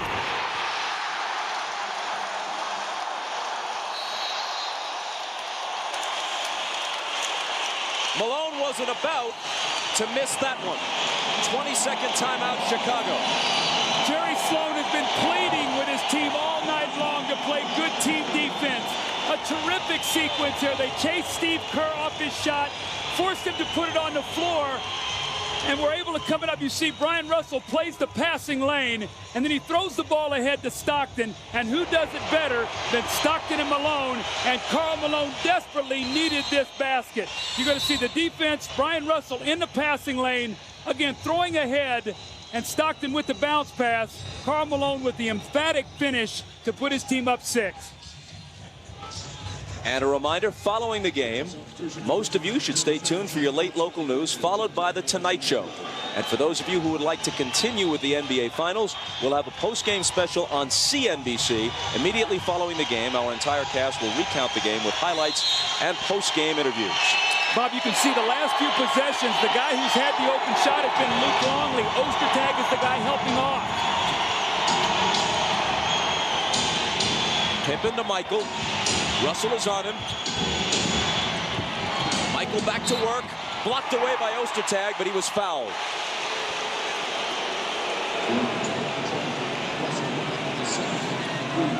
Foul on Russell is second. So you watch the patience of Jordan. He's looking at Ostertag out the corner of his eye, and he spins baseline. Russell reaches in, and the ball is down low. You see Michael Jordan start to go to the basket right now at the end of the game to get to the foul line, because he knows this is where he's going to win it or lose it. That's only the 9th free throw attempted by the Bulls all evening. Michael and Scottie, the only 2 guys who have shot them all night long.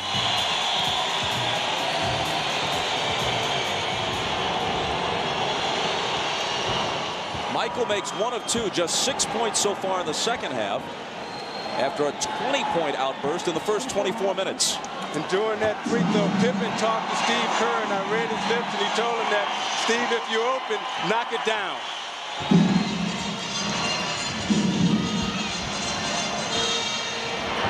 Kerr on Stockton. 5-point Utah lead. Malone backing in on Pippen. Fade away. No.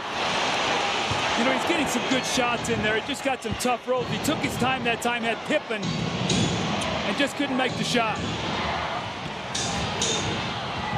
Michael into the lane. Missed it long. Rebound Russell. Malone's only basket of late was a dunk. He remains ice cold with his jumper. And Brian Russell's going back to get some huge rebounds. Malone low blocks again, and Rodman fouled him as he received the pass.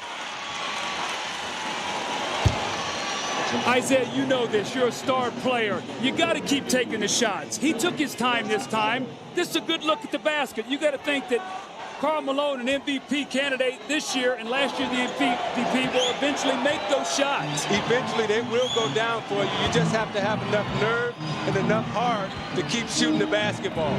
He'll take it to the basket and slam it.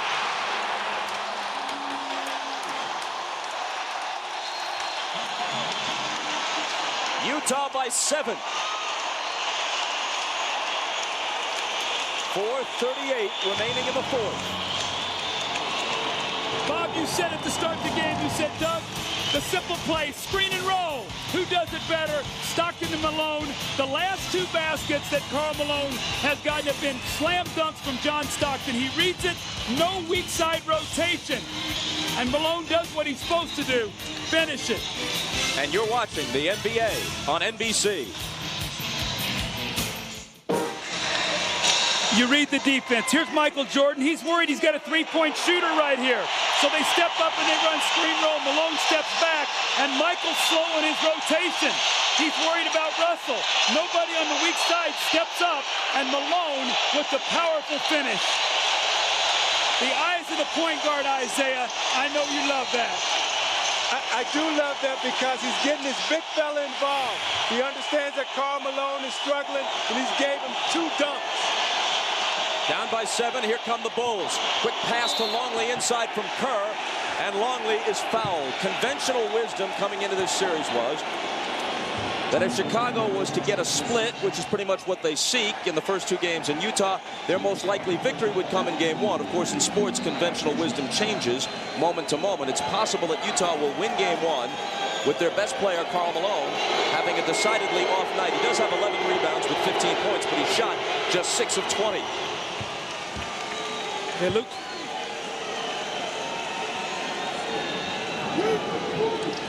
As you noted earlier, Doug, prior to this trip to the line by Longley, only Pippen and Jordan had shot free throws in this entire game for Chicago. Kukoč out, Rodman back in.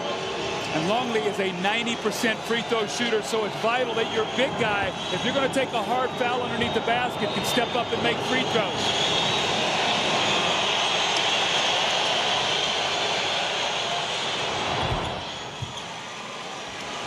Longley cuts it to 5. Remember, when they played the Jazz a year ago, they had Jason Caffey and, more importantly, Brian Williams, who's now with the Pistons.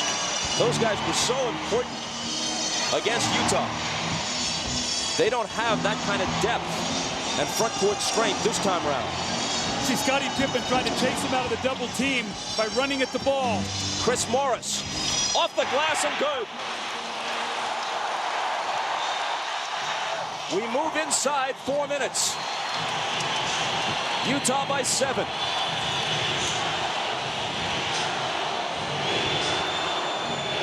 Michael, good look, and he puts it down.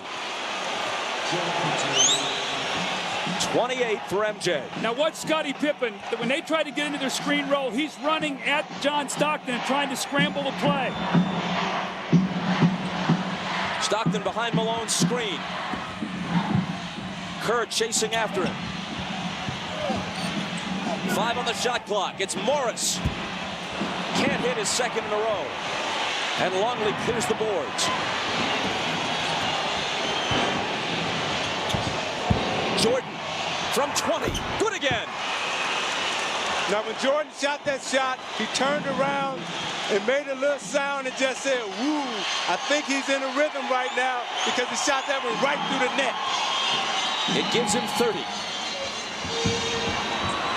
Longley up on Malone. He'll try the jumper again, and he'll miss it again. Pippen has it. They can tie with a 3.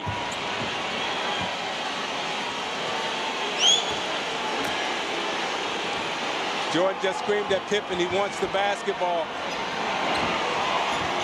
Scottie to tie. Brand new game.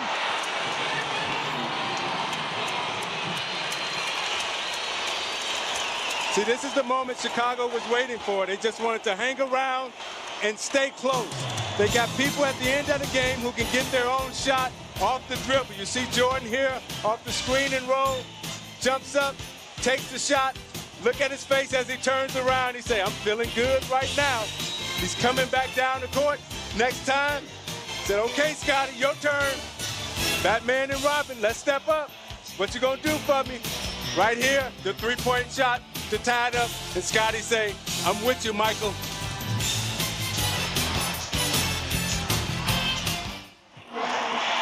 You watch Michael Jordan right here. He knows that he's in the zone, and he wants to take his game to another level. Scottie Pippen missed him on the pass. He had just made a J, and he's hollering at Pippen, get it to me, get it to me. Even though Pippen made the 3, he came back to the huddle, And he's telling Scottie right now, look, Scottie, I feel it. Get it to me. Scottie saying, but Mike, I feel it too. Is that a competitor or what? His teammate ties the game with a 3, and he chews him out. Here's Stockton's pass. It goes awry. Michael pokes at it, but Stockton is there to reclaim it. Malone screening out high. Stockton returns it to him. Malone drives, lays it up, blocked by Rodman. Great play by Rodman at a crucial moment. Pippen, another 3. This one's long, and Malone has it. When Malone went to the basket, he finger rolled. He's got a tomahawk dunk that ball. No flips right now. Either get fouled or finish. And Jordan came down again and told Pippen, get it to me in the post. Stockton trying to get it to Malone in the post. He fires again and finally hits one. And John Stockton looked at him and said, look, you're our guy. Take us home. Jazz by 2.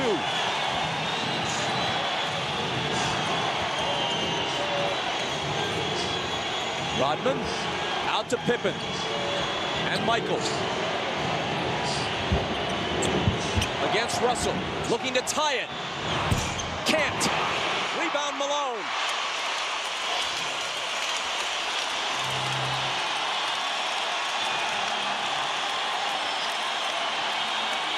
They come to their feet. Every last soul at the Delta Center.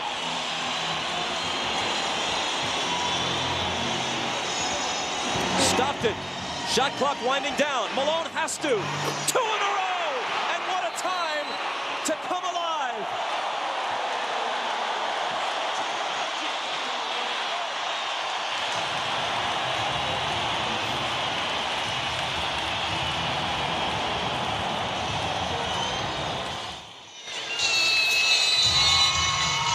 Karl Malone catches the ball at the top of the circle, and it's a tie game. And he does what you're supposed to do. He drives it to the basket. It looks like he's going to finish strong, and at the last moment, he flips it at the basket, and Rodman comes up with a huge block. But you know what? You got to keep coming back, Isaiah. You're the star player. You make the big plays. You square up and you hit the shot to go up 2, and then you come right back again. And you know what? Even though you're not shooting it well, you got to shoot it again. You can't be afraid to fail. You got to take your team to the top in these kind of games. And you know what? Last year, it was the Chicago Bulls making all the big plays. Tonight, it's been Karl Malone, but we still got a lot of time.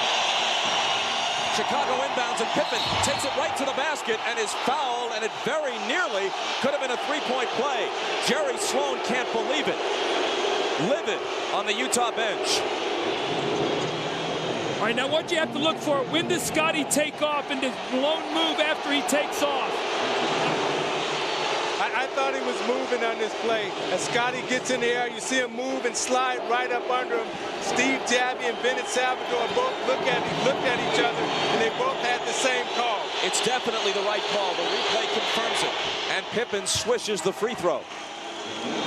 See, there's still a ton of time right now, and interestingly enough, Jerry Sloan is coming back with Hornacek, who sat for a long time, so he's coming in for Brian Russell. The reason is because he's a very good open shooter if they're going to scramble the floor, and he's also a great free throw shooter. The foul on Malone was his 3rd. Utah is over the limit. The Bulls have a foul to give here in the last 2 minutes. And Chicago is right where they want to be. A chance to steal it at the end. Malone. Longley on him. Malone backing him down. Out to Russell. It's a 3. And it won't go down. Jordan has it. Michael on the move. Can't tie it. Pippen on the offensive glass. Asked for a timeout as he's surrounded on the baseline. You saw Jordan take it hard, trying to draw the foul on Hornacek. Couldn't get the foul. Drove to the baseline, put up the shot. Scottie Pippen came in, got the rebound over Stockton, and had the savvy to call a timeout. You watch Jordan trying to draw the foul. Hornacek is smart enough not to foul him, goes up and takes the shot. You watch Pippen comes over. Stockton falling out of bounds, has the presence of mind to call a timeout. And you know who they're going to right now. The shot clock and game clock are virtually identical. 23-6 remaining in the game, 23 on the shot clock. And following the game, if you want more basketball, you can join us on CNBC. Our entire cast, pregame and game commentators, will all be on hand with interviews and highlights and commentary. On the NBC network, most of you will get your late local news immediately following basketball, and then The Tonight Show with Jay Leno. Now, fouls to give. Chicago has one. Utah is over the limit. So if they foul, Chicago will be shooting free throws. That's important, because now Chicago knows if we go to the basket, you know, we're going to shoot free throws. Importantly enough, too, you've got to be disciplined, Bob. A three here could beat you. So if someone goes to the basket, you've got to be very wary where you give help. You cannot leave a Steve Kerr, a Kukoč, or a Pippen. Chicago is just 2 of 14 on threes tonight. One by Jordan, one by Pippen. And this is where Chicago has a huge advantage, because in the playoffs, every team has scouted you. They know your matchups. They know your assignments. They know the plays that you're going to run. So you must be able to get your own shot at the end of the game.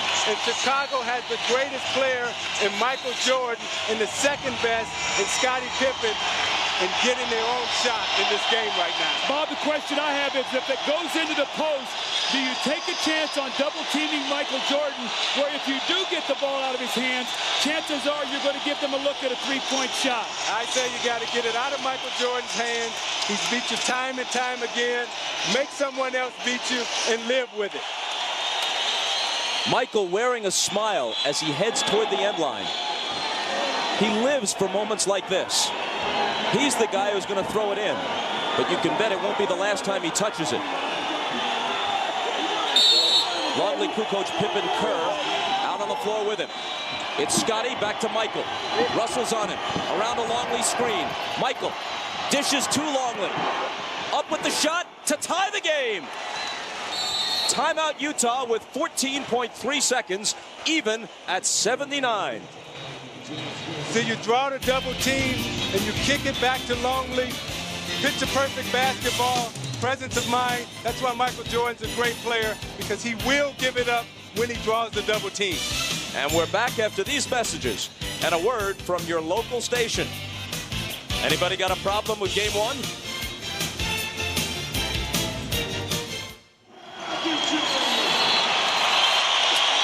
Michael Jordan makes a great pass to Luc Longley. Remember, he trusted him in Indiana, and he hit a big shot. So Michael comes over. He gets the double coverage.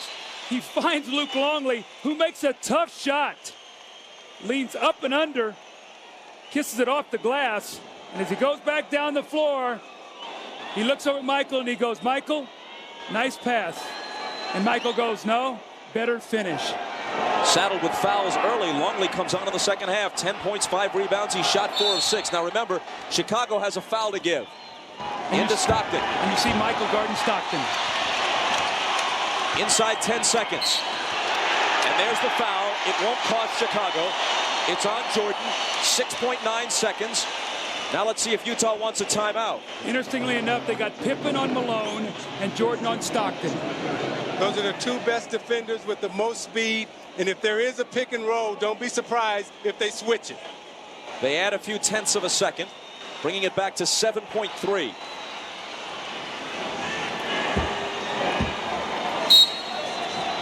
Russell with Rodman hounding him. Has trouble getting it in. Delay a game, Chicago. They had one of those to give also. Bob, I'm watching guys trying to cut. We got guys holding on to each other. I mean, guys can't even move out there. Almost daring the referees to call something in a situation where usually they're very reticent to do that. With the game on the line, the officials don't like to decide it. At this point in time of the game, no matter who's grabbing you or holding you, you've got to get open to receive the ball and make a play. Utah takes Kerr out. He was in for defense. They bring Eisley in. Russell. He asked for a timeout rather than risk the call. It's a 20-second timeout taken by the Jazz. You see Chicago with great speed out on the court right now. Pippen, Kukoč, Rodman, Kerr, they're all the same size, can switch any crosses. Utah's going to have a hard time getting this basketball in. I would post Karl Malone right up underneath the basket and just throw it directly into him. Well, the one thing you tell your team, when you're throwing that ball in from the sideline, you do not make a soft pass to the middle of the floor that can be picked off and go down and dunk the basketball. You've got to use composure. Someone's got to come to the ball. The worst thing that happens is you get the ball in and you don't get the shot that you want, but you go into overtime. But no soft floating passes to the middle of the floor. Each team has one timeout left now.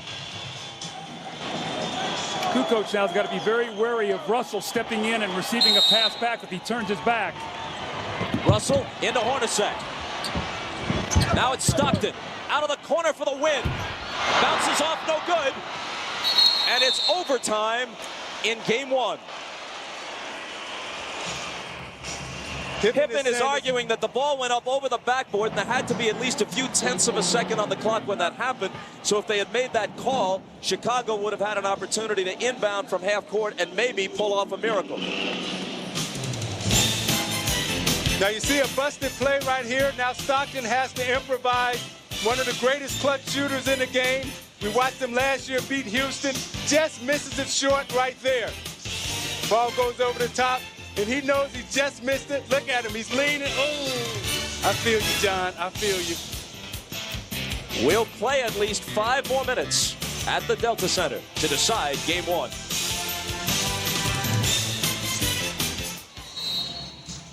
The Bulls do an excellent job here of chasing the Jazz out of what they want to do, and Hornacek's going to wrap around and he's going to catch the ball. And I really believe if he were healthy here, he would take his time. He's got a size advantage over Steve Kerr. He really gave the ball up quickly and forced John Stockton to take a tough shot. It almost went in, but you almost get a sense in this building that there was sort of the air went out when Stockton's shot did not go in. Let's go over to Jim Gray, who's near the Utah bench. But Doug, you may be exactly right, because that's what Jerry Sloan just told his guys during that after regulation right there. He said, hey, guys, pick your heads up. This game is not over. We've got 5 minutes to play. Let's get some energy back. This isn't the end of the world. The game is still tied. See if we can regroup, get some energy, give it all you got. These 5 minutes is very important. Bob? For whatever this may be worth, the road team has won the last 6 overtimes in the finals. Last time a home team won an overtime game in the final round was the Celtics in Game 2 at Boston Garden against the Lakers in 1984. That was the Gerald Henderson steal game. Now in overtime, this is where conditioning becomes a big factor. Utah had the layoff, but were they able to stay in shape? Were they able to condition their bodies to go the length and to go the distance? Utah led by 7 with about 3.5 minutes to play. But the Bulls came back and forced overtime. Pippen. Rebound Russell. Here comes Hornacek.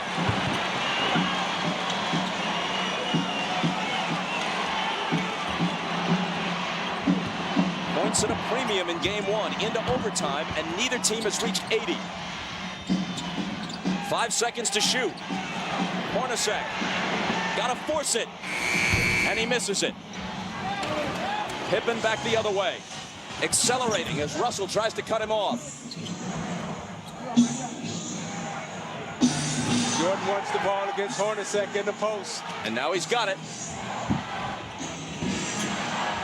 Longley, big second half. It doesn't continue. Rodman got a piece of it, but Hornacek comes away with the loose ball. I'll tell you, 2 points might win this overtime right now, the way these teams are shooting and defending.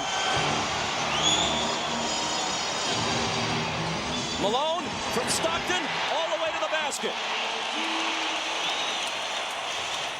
Dennis Rodman a little slow in his rotation. Had he gotten there 1 step quicker, it would have been an offensive foul on Malone, but great execution. 21 for Malone, poked away by Hornacek, taken by Stockton, who's chased by Jordan, but lays it in anyway, and he was fouled by Kerr.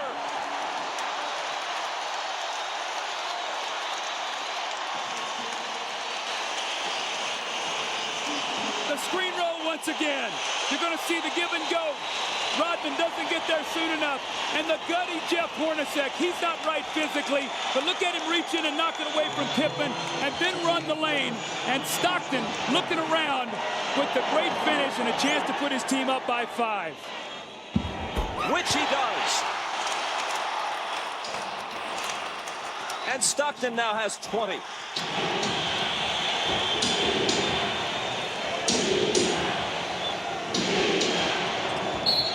Michael is bumped by Russell. See, Bob, with Michael Jordan running that high screen roll with Ostertag, Stockton can't help because Steve Kerr is standing out there with his feet together. And if Stockton comes over, Michael will fan that ball out and Kerr will have a wide open three-pointer. Foul on Russell was his third. Each team with one foul in the overtime. Jordan to the basket and clobbered.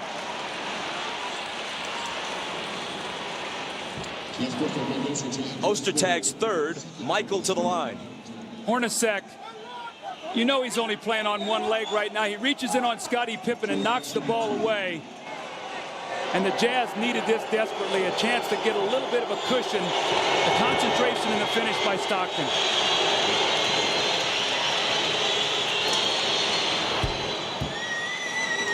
One more coming. And a chance to bring the Bulls back to within 3 with 3:05 remaining in overtime. Michael averaging 32 points a game in this year's playoffs. And stuck on 31 with that miss tonight. Let's see if they go once again to Stockton Malone. Screen roll. Hornacek's the three-point shooter now.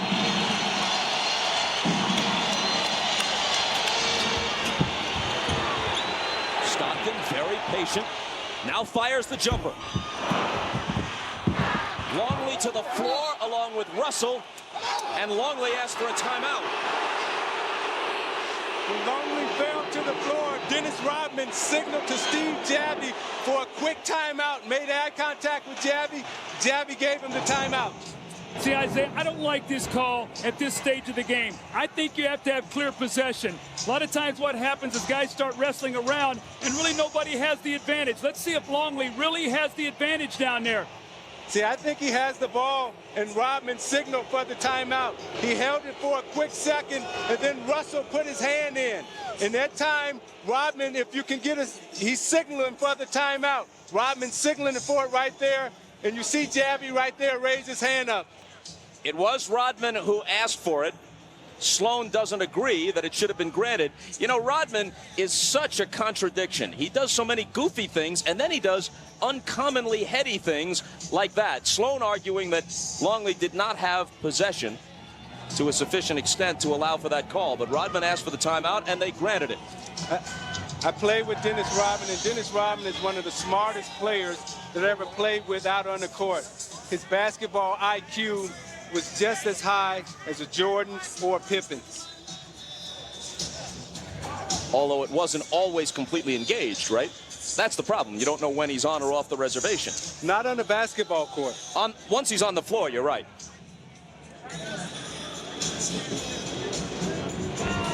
Here's Dennis Rodman right here, and he's going to be watching the action. Brian Russell comes in and tries to pull the ball loose. He actually does. And there's Rodman right there calling the timeout. Steve Javie sees it, and he grants it.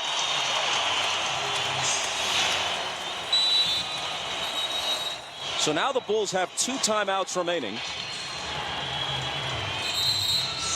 And Utah has 3. I think the Jazz has to be very careful, Isaiah, when they come down into their offense, not to let this clock work against them too much and have to beat the shot clock, because as you said before, they don't have guys that will create off the dribble, break down, and get the kind of shot that they want. And you know, when you're playing the Chicago Bulls with 2:45 left in the game, you got to keep scoring because you know Chicago's going to score with Jordan and Pippen. Here's Michael. Has to regain control of the dribble.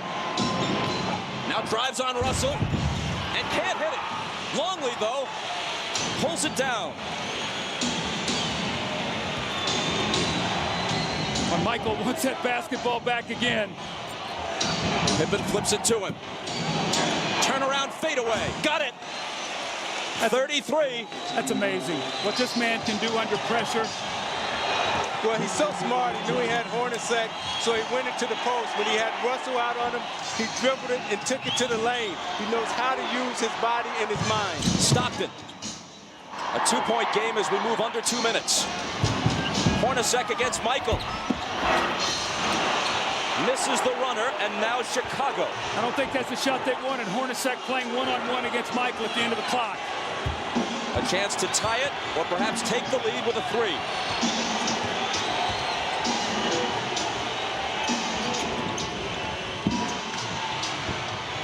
Five on the shot clock.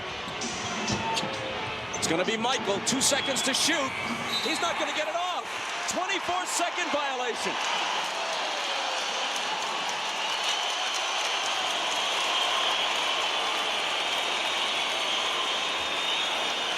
Now you watch Michael working hard in the post. He's trying to draw the foul, and it doesn't come. Shot clock runs out. He said, oh, I just lost track of time right there. And you go back to the previous possession where he's driving the lane. Now Michael Jordan normally gets that call against Karl Malone. Malone came down and hacked him on the wrist, but he didn't get the foul. So he asked for it again in the low post against Hornacek. He spins baseline, shoots the fadeaway J, which is so difficult to guard.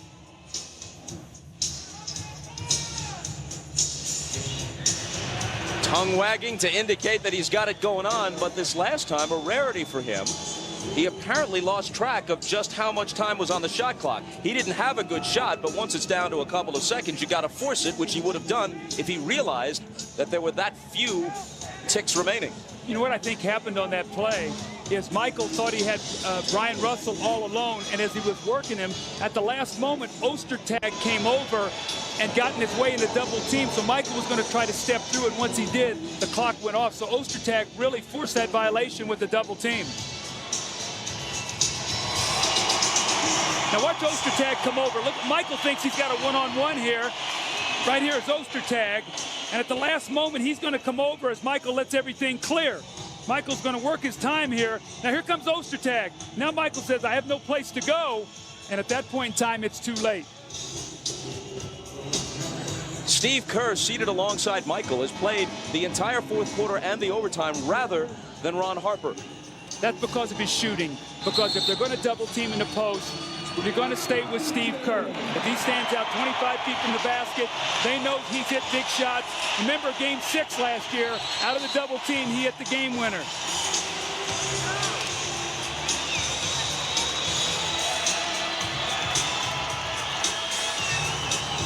Michael Jordan, you can see operating in that lane, but also that mid-post area. He's been so deadly tonight, that little 16, 17-footer.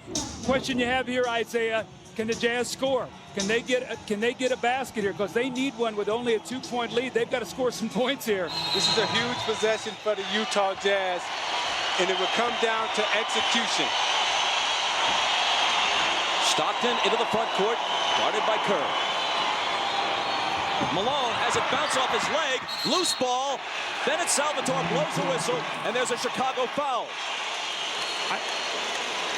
I think they're going to call Michael Jordan out of bounds here. Watch Michael read this. They're trying to step Malone out. He jumps into the passing lane, and then Michael dives for the loose ball. They're going to say his hand was out of bounds. You're right, no foul. But just as importantly, the ball to Utah. Shot clock. 7 seconds. Stockton's pass broken up and stolen by Rodman. Another key defensive play by Dennis. Michael. Hornacek has him. Michael for the tie, but a whistle. The basket will not count. Michael did not want that foul right there. He wanted the basket. He did not want the foul. But here's the steal. You watch Stockton come off the screen and roll, and Steve Kerr comes back and he gets a hand in the passing lane. Jordan coming down, wants the isolation in the post, the fade. Didn't want the foul on the floor, but the referee gave it to him anyway. Foul is Hornacek's second. Kukoč comes in. He'll inbound it. So they have the extra shooter in Kukoč. Longley. Ostertag up on him. Puts it on the floor, tries to go to the hoop, lost it. And Russell dives to the floor to pick it up, and he gets the timeout. Bob, I'm shocked. They went to a one-on-one play for Longley against Ostertag. And Luc, if he's going to have to dribble the ball twice, he's going to be in trouble. They knocked it loose. Chicago has had so many opportunities to win this game. You see Longley will get the ball in the post, and he's looking for somebody to pass it to. No one will come, so he'll put it on the floor to try to go around Ostertag to try to create something. Morris gets a hand on the ball, and at this point in time in the playoffs, you dive on the floor, you get the ball, you get possession, and you call a timeout. It looks like Brian Russell gets a little bit of hand in here. Watch him as he goes by. Right there, he knocks the ball loose.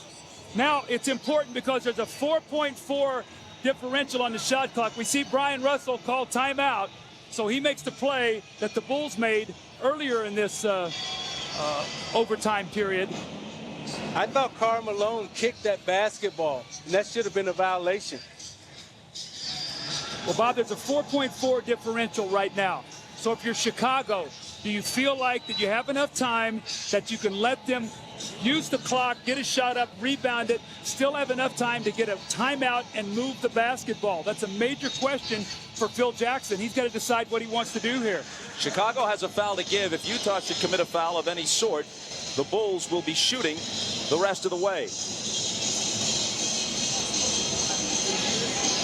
Let's see if we can get a look at what you were talking about so you can see if Malone does kick this ball. You see in the scramble for the ball, watch as it's rolling out of bounds. You'll see Malone go for it, and watch he kicks that basketball.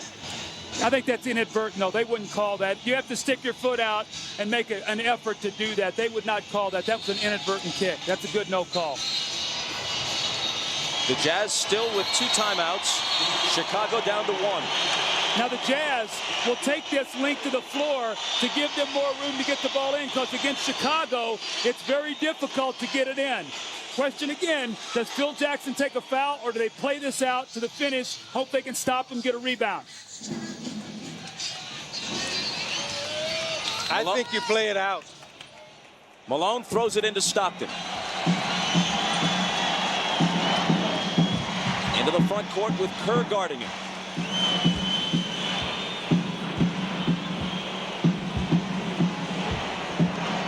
Chicago doesn't have to foul because of the overlap. It's Stockton on the run, and it's Utah by 4.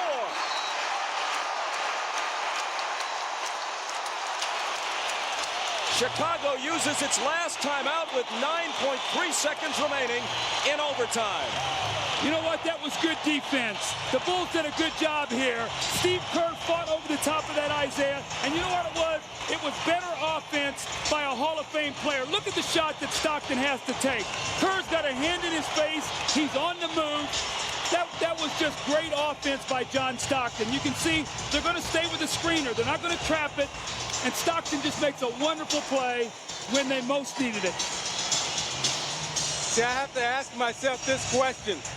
Why is Steve Kerr in the game right now guarding John Stockton when you have a better defender and Brown or Harper on the bench? Look at Jerry Sloan, the former Chicago Bull great. Now in his 10th year as the coach of the Jazz, the longest tenure of any present NBA coach. His reaction as Stockton gives them just a bit of breathing room. Let's see what happens. They're going to come over and run the screen roll, and they don't want to jump out and let Malone roll, so they stay with him. And Kerr does a good job fighting over. Now Michael doesn't want to leave Hornacek, who's the shooter. Kerr gets back, gets a hand up, and just makes an unbelievably tough shot.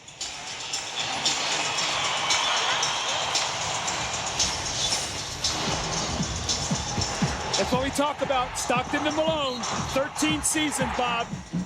And then it's Stockton once again with the running shot in the lane. At this stage of his career, at age 36, in his 14th NBA season, Stockton does not put up the kind of numbers night in, night out that he did during that great decade-long stretch where he led the league in assists, and it was a league that included Magic Johnson for a large portion of that time, led it in assists 9 straight times, and was also averaging like 16 points a game. But when his team has needed it, especially tonight, with his running mate Karl Malone having a subpar night, what has he done? 22 points, 8 assists. Kukoč looking to get it in. Jordan back to Kukoč. They need a three. And Kukoč delivers it with 5.4 seconds, bringing them to within one and allowing them to foul. They immediately grab Russell. Jordan does it. Shakes his hand to indicate it was unintentional, rather strategic. See, Karl Malone made a mistake there on that out-of-bounds play. He was guarding Toni Kukoc. The most dangerous man on that kind of play is the guy throwing the ball in bounds. Karl Malone lost vision where he was at, and Kukoc just stepped right in. Now, they had a foul to give. It was, of course, intentional. I meant to say that the contact, the roughness of it was unintentional. Now you got Burrell coming in now for Steve Kerr, who has more speed, so they can possibly try to get a quick foul or either go for the steal. I'm surprised Hornacek is not in the game right now because he's one of their best free throw shooters. 4.8. Malone into Stockton. And he dribbles a bit of time off the clock before they can catch him and foul him with 3 seconds left. And not the guy that you want to send to the line if you're Chicago. You keep putting the pressure on, though. You extend the game. When you make that three, now what you do is you got to make Stockton make two. If he makes one, a two ties, or a three beats you. If he makes them both, the three can send the game into overtime. So still a lot of game left to be played here, Bob. They put half a second back on the clock. But remember, Chicago has used its last timeout. See, they can't move the basketball. That means they got to throw something long. That's why if they can get both of these, it's very difficult to catch and kick out for a three.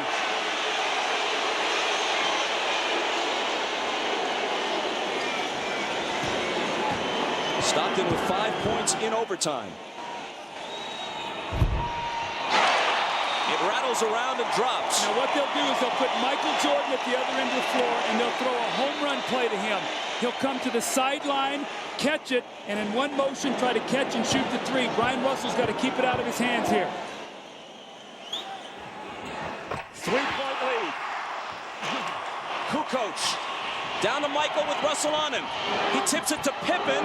Can he beat the horn? He can, but he misses it. And game one goes to Utah in overtime.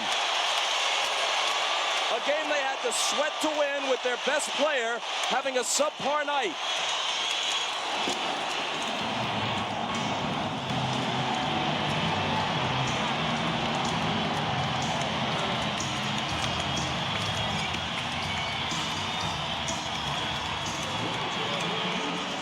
The home run play to Michael Jordan, and Brian Russell does a great job staying with him, and he actually knocks the ball loose. And those loose, broken plays are what sometimes beat you. You see Longley tip it back to Pippen, and they chased him off his shot, made him take a tough one, never got into any kind of rhythm. See, Doug, I think by Longley tipping that ball, it threw Pippen off his rhythm. Consequently, he didn't get a good look at it, and that's what he's really frustrated about, because when Longley tipped it the second time, he wasn't able to get in his rhythm. Jim Gray is with Karl Malone. All right, thank you very much, Bob. Karl, you struggled tonight, 9 for 25, but you hit the two big ones there in regulation. You had a lot of guts going down there. How did you have the fortitude to take those shots? Well, I didn't have a good rhythm the whole night. I didn't shoot the ball really well, but they kept running my plays, and they said, hey, look, it's 48-minute ball game. So it's just one of those things where in the playoffs, sure, I would like to win and I would like to shoot good, but in the playoffs, I don't think it really matters what your shoot percentage are. If you have an opportunity to shoot some big shots, that's what it's about. But other guys did a great job. This right here, we knew this was going to be a tough game for us. We got to win them. When you guys came back over to the bench after regulation, everybody was kind of down. Jerry Sloan said, hey, guys, pick it up. We got 5 minutes left to play. Were you guys down, and how devastating would it have been to lose, leading by 7 with 3.5 minutes to go? Well, we was down a little bit, but the thing about it, they're a great team. You got to give them a lot of credit for that. And we knew that we had to fight our behinds off to get the lead, and then they came back, which championship teams do. But then in that overtime, we kind of got some baskets right off, and it was a great team effort. Like I said, I didn't have the game I wanted, but we won the ball game, and it's really neat. Will the rust be off Friday night for you? Excuse me? Will the rust be off Friday night? I hope it will. I hope it will. Congratulations, Karl. I'll send it over to Ahmad Rashad. All right, thanks, Jim. Somehow, John, you had the feeling that these games were going to be just like this one was tonight. Absolutely. They're a championship team, and we feel like we bring a tough game too. So I don't know. We had a couple nice leads there, and they just kept coming back. They're a true champion, and we're going to have to play a lot better than we played tonight if we expect to try to win this thing. In a strategy like this, a visiting team always tries to come in and try to steal one, but you guys just would not let that happen. Well, we were fortunate. I thought we had some chance. I had a chance in regulation to make the shot, didn't do it. I didn't think we played terrifically in the overtime, but we just managed to eke it out. Karl had a tough night tonight, but everybody else stepped up, especially you. Well, they're going to try to stop Karl, just like we try to stop Michael. That's your first job. If you can do that, you have a good chance of beating any team. So other guys need to step up. Fortunately, a few shots fell tonight. All right, congratulations, and the battle has begun. Yes, it has. All right, thanks. Let's go back to Bob Costas. All right, Ahmad, the Bulls have now lost 4 straight road games in the playoffs, every one of them very close, and they trail this series 1-0. Friday at 9 Eastern, 6 Pacific. It's Game 2 of the NBA Finals from right here in the Delta Center in Salt Lake City. Coming up next, for most of you, your late local news, then an all-new Tonight Show with Jay Leno as Jay welcomes actress Sandra Bullock and Magic Johnson. And for those of you who'd like to continue with the NBA Finals, interviews and post-game activities will be available on CNBC immediately following these messages. For Isaiah Thomas, Doug Collins, Jim Gray, and Ahmad Rashad, I'm Bob Costas. Pretty good opening act for the 1998 NBA Finals, and this has been the NBA on NBC. The 2000 Olympic Games in Sydney. The 2002 Winter Games in Salt Lake. The 2004 Olympics in Athens. The 2006 Olympic Winter Games. And the 2008 Olympics. All on America's Olympic Network, NBC.